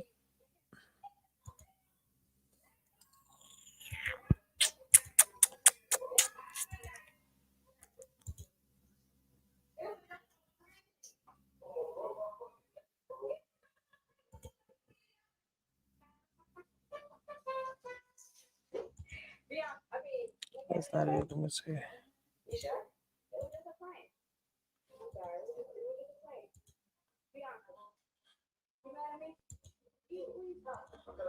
So, turning now to Iowa and the bench trial for defendant and registered sex offender Henry Dinkins. Dinkins is charged with first-degree murder and kidnapping after 10-year-old Breasia Terrell disappeared while spending the night at his home back in July of 2020. I keep saying it, I'm gonna keep saying it. Like, as bad as I feel for the mom, I don't know if anybody could ever answer the question. And by the way, guys, this is an open panel. Whether you're on Twitter, you're on Facebook, or here on YouTube, y'all more than welcome to hop up, give y'all perspectives, y'all opinions, how y'all feel, what y'all think. Like, this, like, what I want to say, I really can't say. Because they'll clap this channel. Yo, if I just let loose, there's some shit I want to say to men like him. And what's crazy is there's women like him too. There are women like this. And we're in 2024, and there's more women like this than what there is men.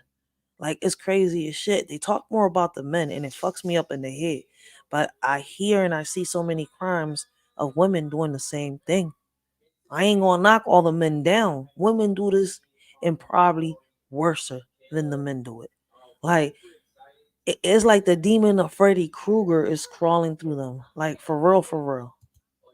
Now, if convicted, the 51-year-old faces life in prison without the possibility of parole. Here's Court TV legal correspondent Julia Janae with a look at the facts of the case.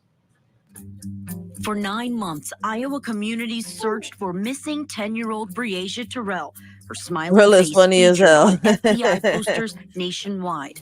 The last people to see her alive on July 10th, 2020 were inside this apartment complex that Breasia had only visited one time. Breasia and her 8-year-old little brother were spending the night with her brother's biological father, Henry Dinkins, and Dinkins' girlfriend. The next morning after the sleepover, Dinkins called Breasia's mother and told her her daughter was nowhere to be found. I say the same thing, Friends and realist. total strangers are helping the family of Breasia Terrell search for the missing 10-year-old. The search for Breasia grabbed headlines. Local station WQAD-8 called her a, quote, budding TikTok entertainer after the child's mother shared with them these videos. Psychobiotics are a new class of probiotic bacteria with a unique Oh, I'm on this superpower. YouTube. Roughly 90%. Okay, Mom. Is it pretty loud? Dinkins was placed behind bars on unrelated probation charges. He provided no further details about Breasia's possible whereabouts, even when confronted by the child's mother. Supposedly, he woke up and Bree was nowhere to be found. She has been supportive and cooperative with our investigators this entire time. We cannot imagine the grief and pain she must experience. Then in March of 2021, a tragic discovery by fishing buddies at a pond in a wooded area leads to a break in the case. We have received confirmation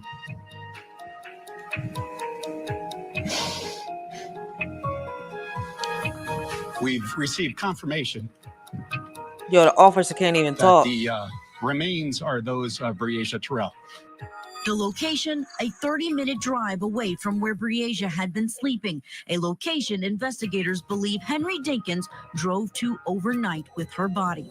He's charged with kidnapping and first-degree murder. With premeditation, malice aforethought, and intent to kill BT, shot her with a firearm, causing her death.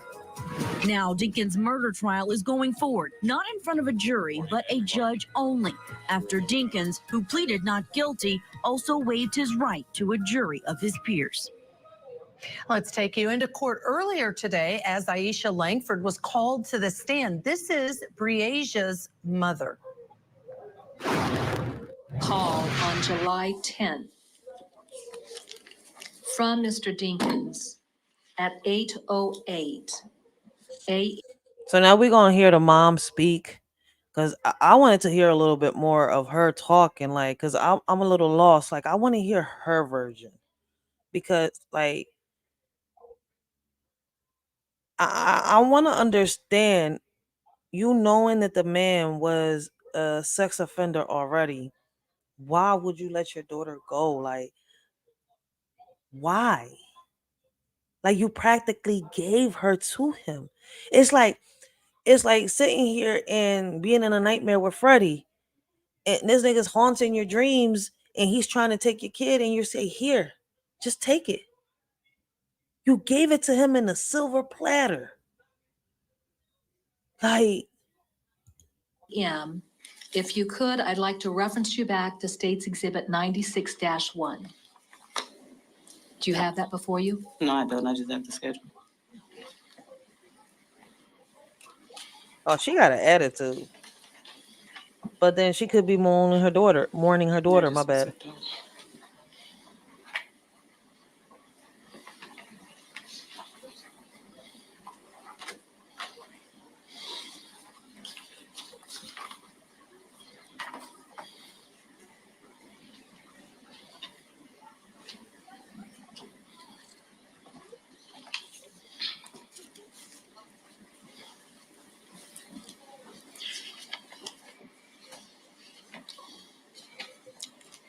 Now, on page 4 of State's Exhibit 96-1, toward the bottom, do you see that first call that would have come in from Mr. Dinkins on July 10th at 8:08 a.m. in the morning?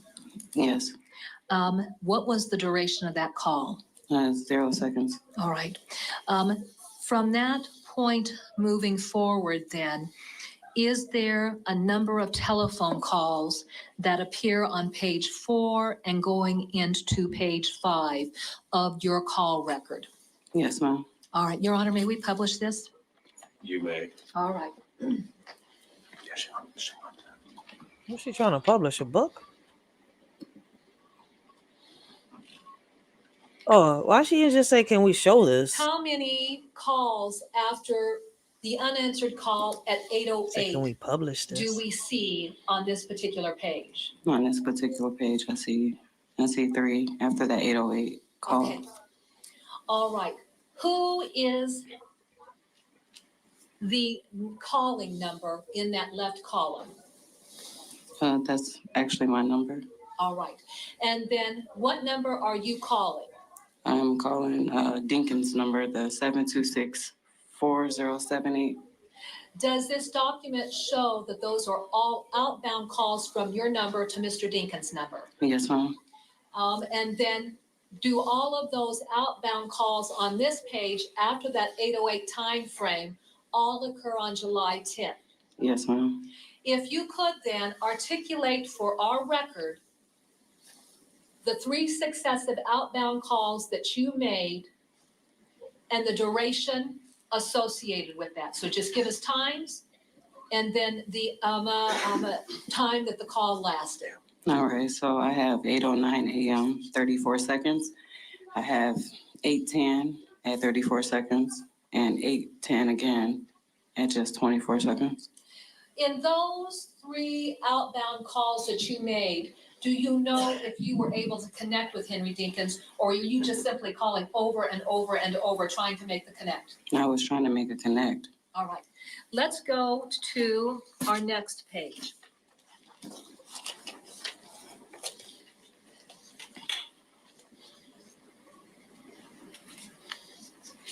How many highlighted calls then appear on our next page, which I'm going to identify as page 5 of State's Exhibit 96-1, and that would simply be the highlighted calls. How many are we seeing here?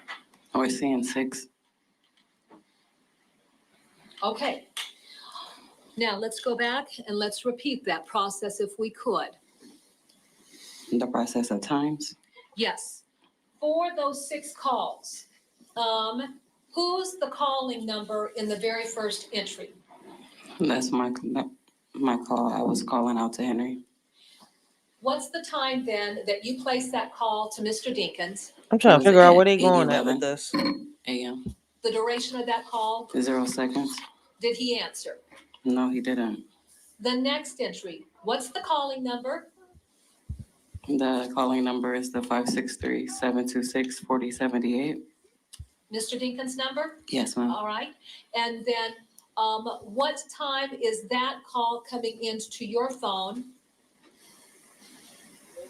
It looks about like 8:11. All right. If you were to give us the seconds, your call at 8:11 would be what? 8:11 and what? How many seconds? 120 seconds, that second call. Oh, yeah, no, let me make this clear, just so that we understand the time elapsed.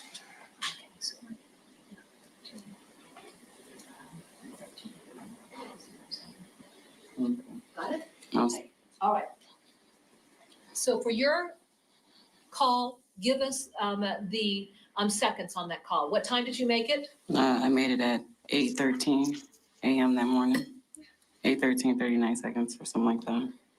Is that 8:11-13 seconds?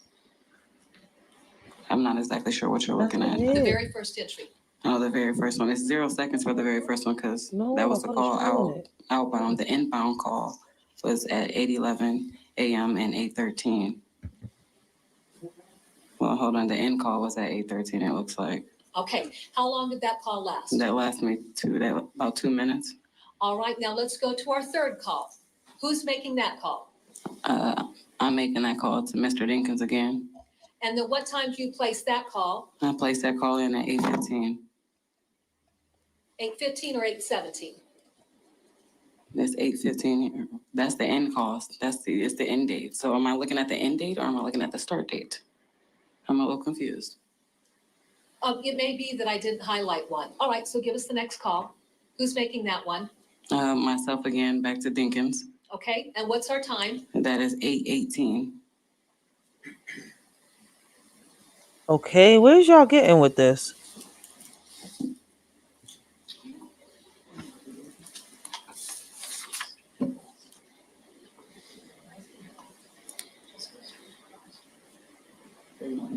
Yes, that's what I want. So the end date time, okay. All right, give me those times. Okay, so. All right, so our third entry. Third entry was at 8:17. Okay, who's making that call? I'm making that call to Dinkins. Okay, our next highlighted call. Who's making that call? That's myself again, reaching back out to Dinkins. At what time? At 8:19. All right, and then our next entry. The next entry is me calling Mr. Dinkins again at about 8:26. And then our final entry. That final entry, that was me calling the police. It looks like 326-7979 at 8:35 a.m. All right, and what is the telephone number that's reflected for when you called the police department? The police department number or mine? Oh, 563-326-7979. As we look at the duration of those calls, did you have some conversations with Mr. Dinkins in that series of successive calls? Yeah, I showed that earlier. Like she was screaming and shouting at him. I'll be pissed off too. She was like, he took no accountability. She said, it's your fault. He said, how is it my fault that she's missing? Dude, you're responsible for her. Like that shit was crazy. Like, yeah, I showed the video a little earlier. Like, that's what I'm saying here though. Regardless of anything, I wouldn't sleep right knowing that my daughter is at a sex offender's house. Or my son alone. Like, I don't care if it's his son biology. Like, yo. That's where I'm saying, like, that's the one mistake where I want to smack her because that's not a mistake. But to them it is because it's like she could have trusted him. She could have thought that he changed. Men like this don't change, ladies. They don't change. They could say it was a mistake. I was young. But he was 17 years old and did what he did to a 5-year-old? 17 and 5. Nah. Red flags. Red flags. I mean, there could be a trauma why he did this, but if he was a victim at one point, he became the abuser at a very early age. Like, you could take this as many ways, but it's like, yo, all these cases like this is messed up, all of them, and there's so many. Yes, as to where she might have been and what was actually going on and where was he. Okay. All right. Now, this was hours after, according to him, this girl went missing. He didn't call her until 8:08 a.m., Michael. So, And didn't make contact until 2-3 minutes later. Not a lot of conversation going on. yeah, well, her daughter's missing. All right. We're going to have more of the mom's testimony right on the other. So it took for the mom to call the cops. Boy, wait. So what has me messed up is, right?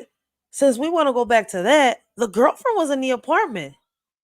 Why when she noticed that he tiptoed into the apartment and she asked what was wrong, she didn't call the cops? I will look into the girlfriend too. It's too many red flags. Is the girlfriend out? Yeah, like, wait, all she did was testify and say he tiptoed into the apartment. I hope y'all both ain't have parts. I'm hoping the girlfriend ain't have parts and she's just God free. Side of the break. Stay tuned. Tonight on Closing Arguments, an in-depth look at people accused of plotting to kill their spouses. Lindsay Shiver, California Judge Jeffrey Ferguson, and more. We'll bring in experts to weigh in on these cases of romance turned deadly. Plus, on the docket, a father and son accused of shooting at a FedEx driver. I remember this. Trial for attempted murder. We'll bring you the details before this trial gets underway. Closing Arguments, tonight at 8/7 Central, only on Court TV.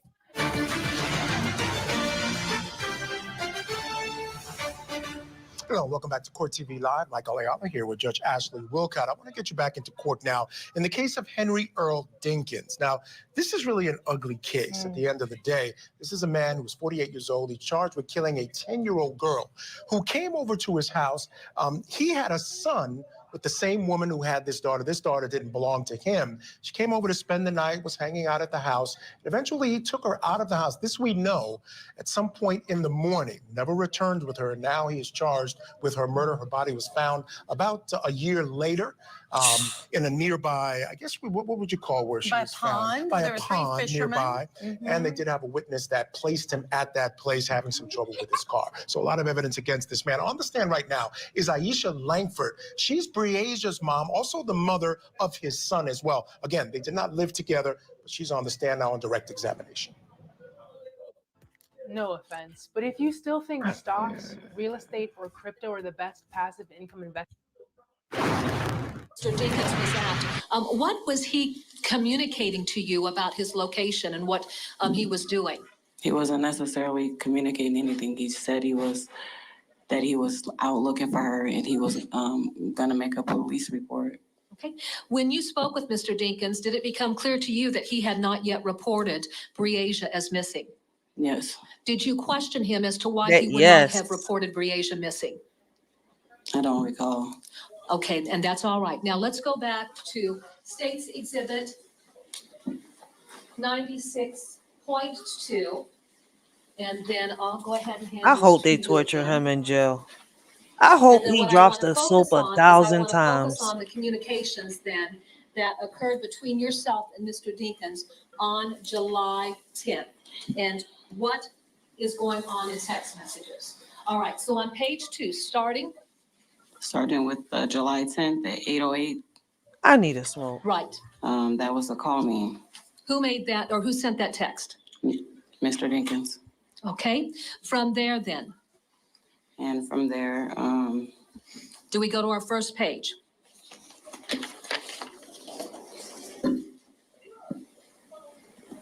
I tried to call him several times and he didn't answer. So then I I'm sent a listening. text message and I just said, just call me. I'm not about to play telephone.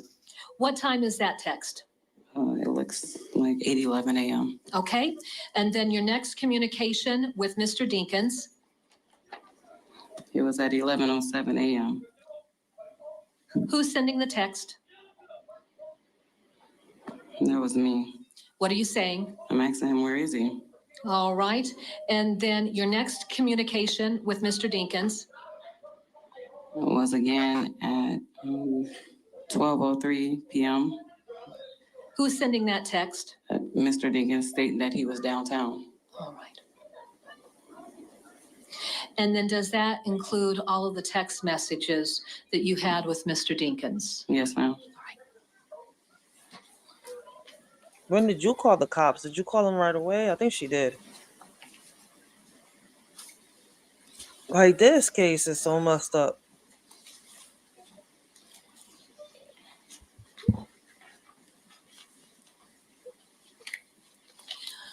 I want to redirect your attention to States Exhibit 95-1 and 95-2. For purposes of the record, what is this exhibit? A work schedule from work. Okay.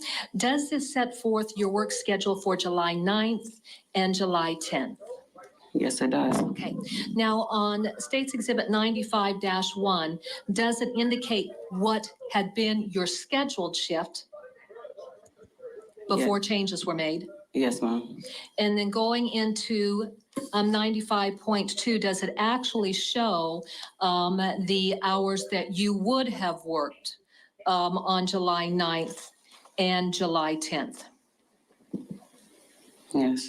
Your Honor, at this time, the state would move to introduce States Exhibit 95-1 and 95-2. No objection.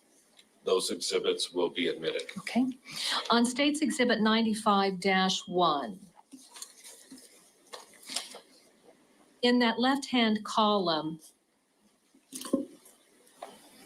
what kind of information is contained in that left-hand column? That's the names of the employees. Does your name appear in that list of employees for a work schedule? Yes, it does. What is the date range for this particular work schedule? It's from July 7th, 2020 to July 13th, 2020 for the week.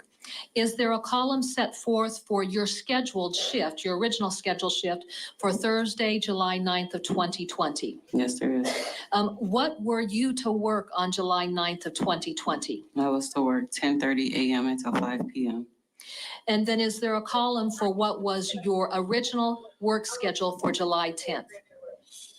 It was for 11 a.m. to 4 p.m. All right, going to States Exhibit 95-2 then, for July 9th of 2020, does it set forth the times that you would have clocked in and clocked out? Yes. Okay, what time did you initially clock in on July 9th? I clocked in originally at 10:39 a.m. What time did you clock out? I clocked out at 12:59 p.m. Did you have a lunch break at that point in time? Yes, I did. And then what time did you clock in after your lunch break? I clocked back in at 1:33 p.m. And then what time did you clock out on July 9th of 2020? I clocked out at 5:07. Okay, and then so from that, did your trip over to the apartment complex occur within, an hour or so later? Yes. Okay, now on July 10th, what does it show as a time that you actually clocked in at? It says that I clocked in at 8:04 a.m. What time did you clock out? I clocked out at 8:16 a.m. I want to pick up at the point in time where Yo, she is really confusing me with all these clocking out and clocking in. Like, yo, get straight to the point. described sitting in the back room and you were crying. Yes. There at Checkers. What did your manager encourage you to do?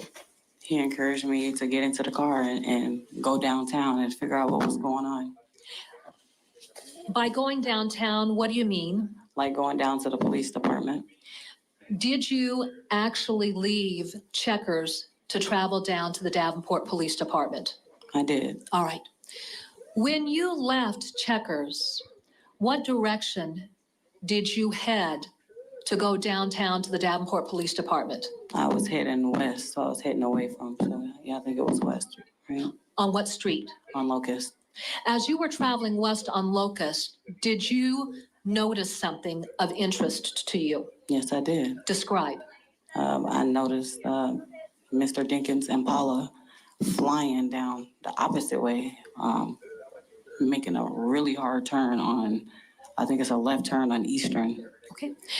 What type of vehicle was he driving? He was driving in a maroon Impala with tinted windows. Okay. And then did you pass him when you saw him heading east? Yes, and what did you do? I made a U-turn. And then at that point in time, describe what you did. I was speeding behind him, honking the horn. I was calling his phone. And when I finally got him on the phone, he said that he was headed to Me too. Jersey Meadows because they wanted to talk to him out there. And I was still on his bumper, honking the horn, and we had pulled over by the McDonald's on Northwest, or it's like Kimberly, East Kimberly, across the street from Walgreens by the Old Kaplan. All right. How? Now you see why I want to smack her for what they call a mistake. There ain't no mistake. Like, you knew he was a sex offender. Like, I would I would stop working. I would quit my job if I can't find somebody, but you're not staying with him. The little boy in the beginning of the interview, when, they started interviewing him, he said, my nana told her not to go, but she still came. So grandparents and all knew that this man was like that. And y'all telling me that none of y'all could have stood with the little girl? No matter how bad she wanted to go, I would have took my daughter to the side, like, look, listen, this is like this is like this. I would have had to, like, she's 10 years old. It's for her to understand. And like, I don't get why he had visiting rights with his son, him being a convicted sex offender. He is on the registry. Why was he alone with his son? Why wasn't somebody from the court there, supervising or doing something? I know I'm not wrong on the question I'm asking.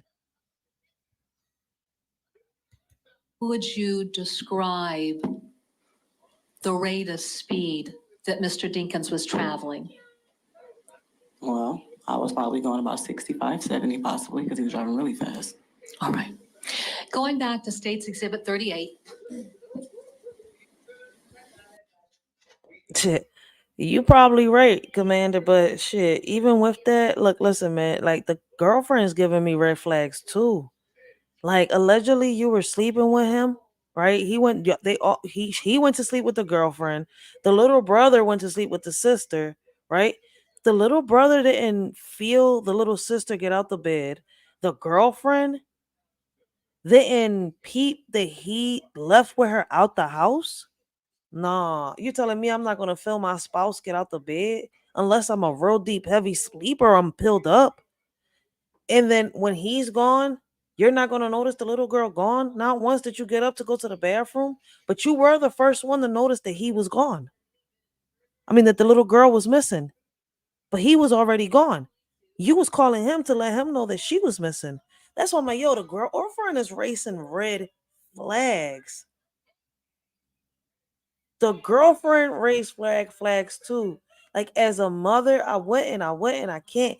The thought alone of him being in the registry wouldn't let me sleep at night. And she slept peacefully. Like, I don't know. Something's off with the mom too. Like, I don't know. The more I look into this, it's like, should I feel bad for the mom? Nah, man. But I don't want to call her an itch. And, she was just really, she's not ignorant though.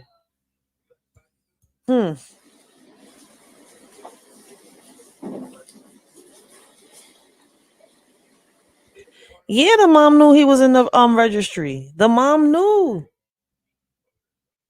Everybody knew. That's why I'm sitting here like, whoa, what? Don't say anything just yet. I want you to come down to this exhibit.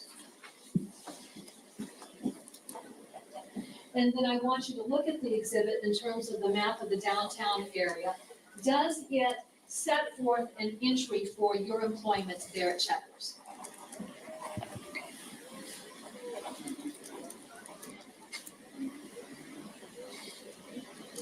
And then do you see an entry for the McDonald's where you would have met with Mr. Dinkins? It's time to wake people up to this deeper history and also our deeper connection with something beyond this world. In some of the Blessings, no drama, no problems. Blessings, how you doing today? Okay, don't say anything. What I'm going to do is I'll take you back to the stand, but what I'm going to do is I'm going to have you use a blue magic marker to circle the location of Checkers. Do that. Don't say anything. I'll put you back on the stand so that we can get that testimony through the microphone. Then I want you to take this red magic marker and I want you to circle the location of the McDonald's that you're referencing.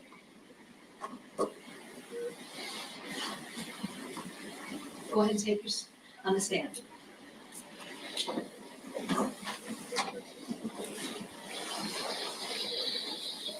My question to you is this. Do you see on State's Exhibit 38 the area of Davenport where Checkers is located? Yes. Does that reflect Locust Street and the area that you would have traveled when you were heading to the Davenport Police Department? Yes. Do you also see an entry for the McDonald's on East Kimberly Road? Yes. And does that map reflect? But we just didn't care. Vice on Court Y'all really TV got some ads tonight on at this, John? 7, 6 Central, only on Court TV.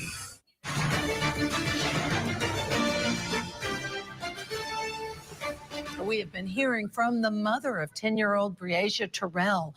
Her body was discovered by fishermen back in 2021, 9 months after she was last seen alive. Henry Dinkins, a convicted sex offender, is charged with kidnapping and killing the girl when she was at a sleepover at his home with her half-brother, who is his son. We want to I'm sorry, Michael. Oh, no, we'll get back into court now. It wouldn't have been a problem. I'll understand again, as mentioned before, Breasia's mom, Aisha Langford, and she's basically talking about now a point where she had seen Henry Dinkins the morning that Breasia disappeared, speeding down the road. They made a U-turn, stopped at McDonald's. Let's find out what happened. Henry Dinkins got pulled over and poured bleach on some bushes. Today be the first time you've heard that, right? I wouldn't say that. I just don't recall if it was said. That's all. Okay. This is a pretty important event in your life, right? Right. And I'd like to think you would recall important events in your life. Agreed? Agreed. But you don't recall anything about bleach being poured on bushes as related by your son. No, I don't recall that off the top of my head. My son, he was kind of off a little bit while I was trying to get back out there to look for my daughter. Is your son the kind of boy that likes to exaggerate? Depends on the situation. What kind of situations does he exaggerate? When he steals something or when he's just telling little movie tale stories. Not about his sister, though. Okay. He wouldn't lie about that. It gets you to think. So we spent a lot of time talking about your phone records. Yes. Okay. And I think I'm going to approach the Elmo here.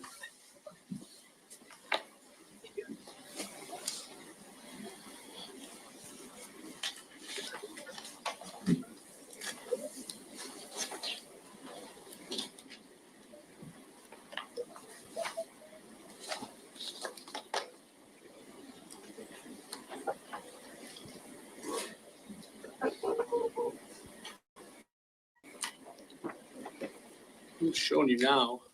Okay. Can you see it there? Yes, I see it. This is State's Exhibit 7-6.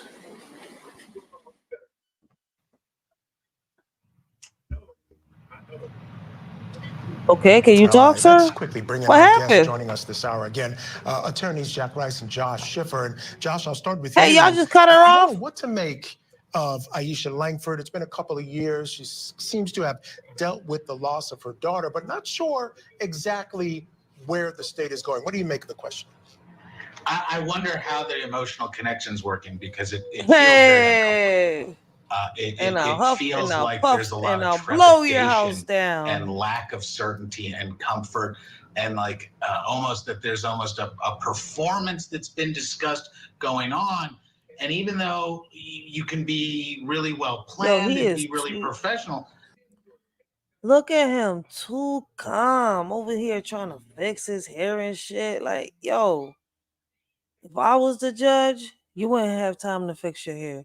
If I was the mama, call me Griselda Blanco and give me an orange suit. I'll look beautiful in it.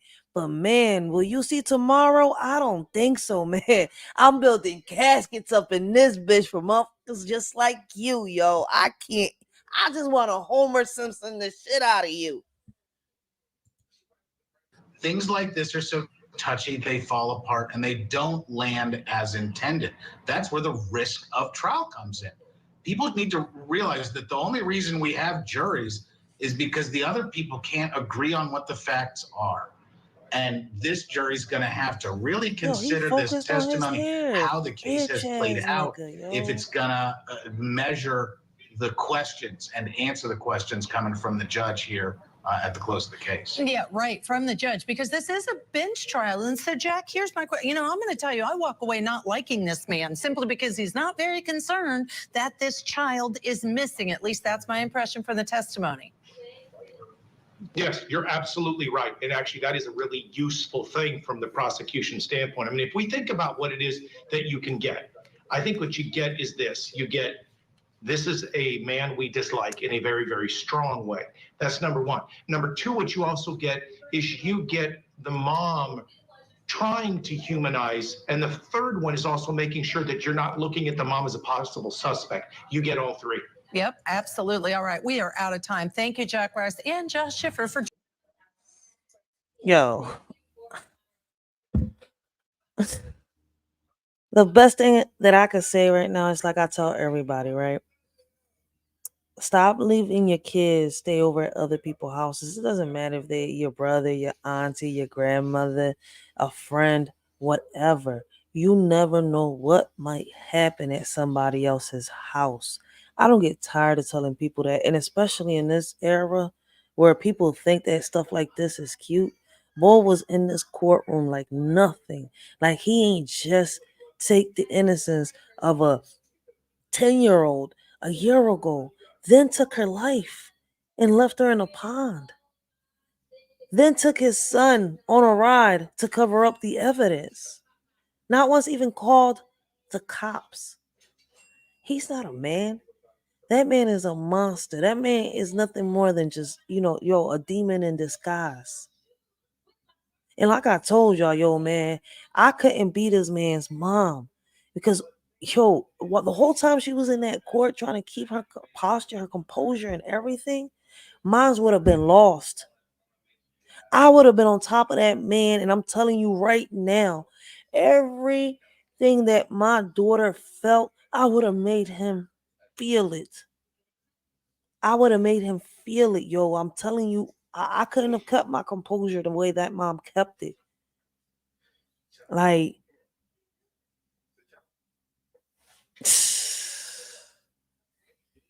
men like him, yo, I'm telling you, man. Like a lot of people,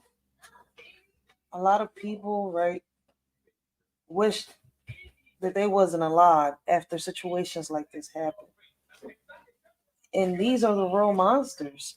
Like for me, like I said, man, I hope like he got life in jail. But I hope that man drops the soap 1,000 times. I hope somebody shanks the shit out of him in jail. And I mean that shit, yo. Because like, yo, words can't describe what I feel towards people like this, because how can a man, that's not a man sit here and take the innocence of a child? How can a man sit here like, yo, you had a whole girl right next to you and you sat here and took that little girl? My thing with the woman is how you don't notice your man gone, but you notice let me read this poem real quick, y'all. Like, this shit is crazy. This is called A Nightmare with Freddie. And this is for, all the women out here that have survived some type of sexual abuse, whether you're young or you're older. Same thing goes for the men. Like, whew. In the shadow of my dreams, I was confined, a prisoner of my own mind, hoping to find escape from the horrors that kept haunting me, chained to a bed. Just imagine a nightmare with Freddie. Every night his claws would scrape against my fears, a twisted dance, waking dripping in cold sweat and tears. But deep within, a flicker of strength found its way. I vowed to break free from this endless fray. Growing up, it felt like I was in prison, shackled to a bed of life filled with derision. But now I rise, armored against my own fright. No longer bound, I'm ready to face the fight. Through the darkness, I found the light of resilience, unlocking the power to break these chains of existence. No longer confined to the grip of my past, I'll sculpt a new reality that will forever last. I faced the demons that once held me down. Now they tremble as I wear my battle crown. With every step I take on this path of liberation, I reclaim my power and rewrite this narration. Growing up, it felt like I was in prison, shackled to a bed, a life filled with derision. But now I rise armored against my own fright. Freddie may have haunted my nights before, but now I'm stronger than ever, knocking on his door. I'll stand tall and break these nightmares apart, no longer confined. No longer confined, I'll conquer my fears with heart. Growing up, it felt like I was imprisoned, shackled to a bed, a life filled with derision. But now I rise armored against my own fright, no longer bound, I'm ready to face the fight. We all have a story in our life that has caused us trauma, scars tattooed in our skin that can never be forgotten, memories that are partially forgiven. If we could only see that at times we are our own worst enemy. And as crazy as it may seem, this man was fighting a demon that he could not contain. He couldn't hold that demon back. He just let it loose. Like, We out here battling good spirits and evil spirits, and people like this exist.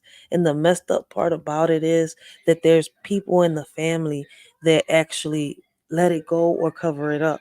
This little boy, in a part of an interview, said my nana told her not to go, but she still came, which leads me to believe that they knew. That they knew. In one part, the officer says that he is a convicted sex offender. And he was talking with about the mom or something like that. And I'm saying here, I'm like, yo, wait, the mom knew about all this? Like, I can't get it to like, yo.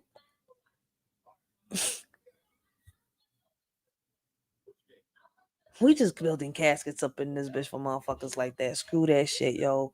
Men like that don't deserve to live. Like, how in the world could he still be? He was in that courtroom so comfortable, man. Yo, guys, I want to thank everybody that has, rocked out with a shorty, that has supported a shorty. And guys, men like this exist, and the sad part about it is, don't think that it's just men. Just because you don't hear it a lot, there is way more women that commit crimes like this than men, and they're more vicious with it. Like, and y'all see why. Make sure y'all check the live out that I did on the man versus bear, and y'all will see why that concept is out here. And hopefully, a lot of people will understand why that poem, came about. There's a lot of people that took that concept to another route, another path, and made it seem like something else. But there's a reason that poem is out there. And there's a lot of predators everywhere. Don't think that just because, they family, they not. It happens in the family too. There are fathers out here that are capable of doing things like this to their child. There are mothers out here that are capable of doing this to their child too. Like, y'all hear the stories. It's just that people don't want to believe that things like this actually happen, and it does. Just because they rock with you don't mean they're for you. Don't mean that they're with you. Be careful with your kids, yo. Like, don't just because you want to break or because you got to go to work, let anybody take care of them. Do your research. And it's crazy as though these people knew about this man's past and they still let these kids in his care. I couldn't. And like I said, me being the mom, knowing all this, as calm as she was in the courtroom, man, fuck all that shit. Call me Griselda, man. I will fucking dismantle this man apart. I want him to feel what he made my child feel. I will torture this man to the point, until he dies. Fuck that. My child is not on this world and you still get to breathe? Lord have mercy on my soul, yo. I'm telling you right now, man. There's a reason, man. There's a reason, yo. I'm telling you, man.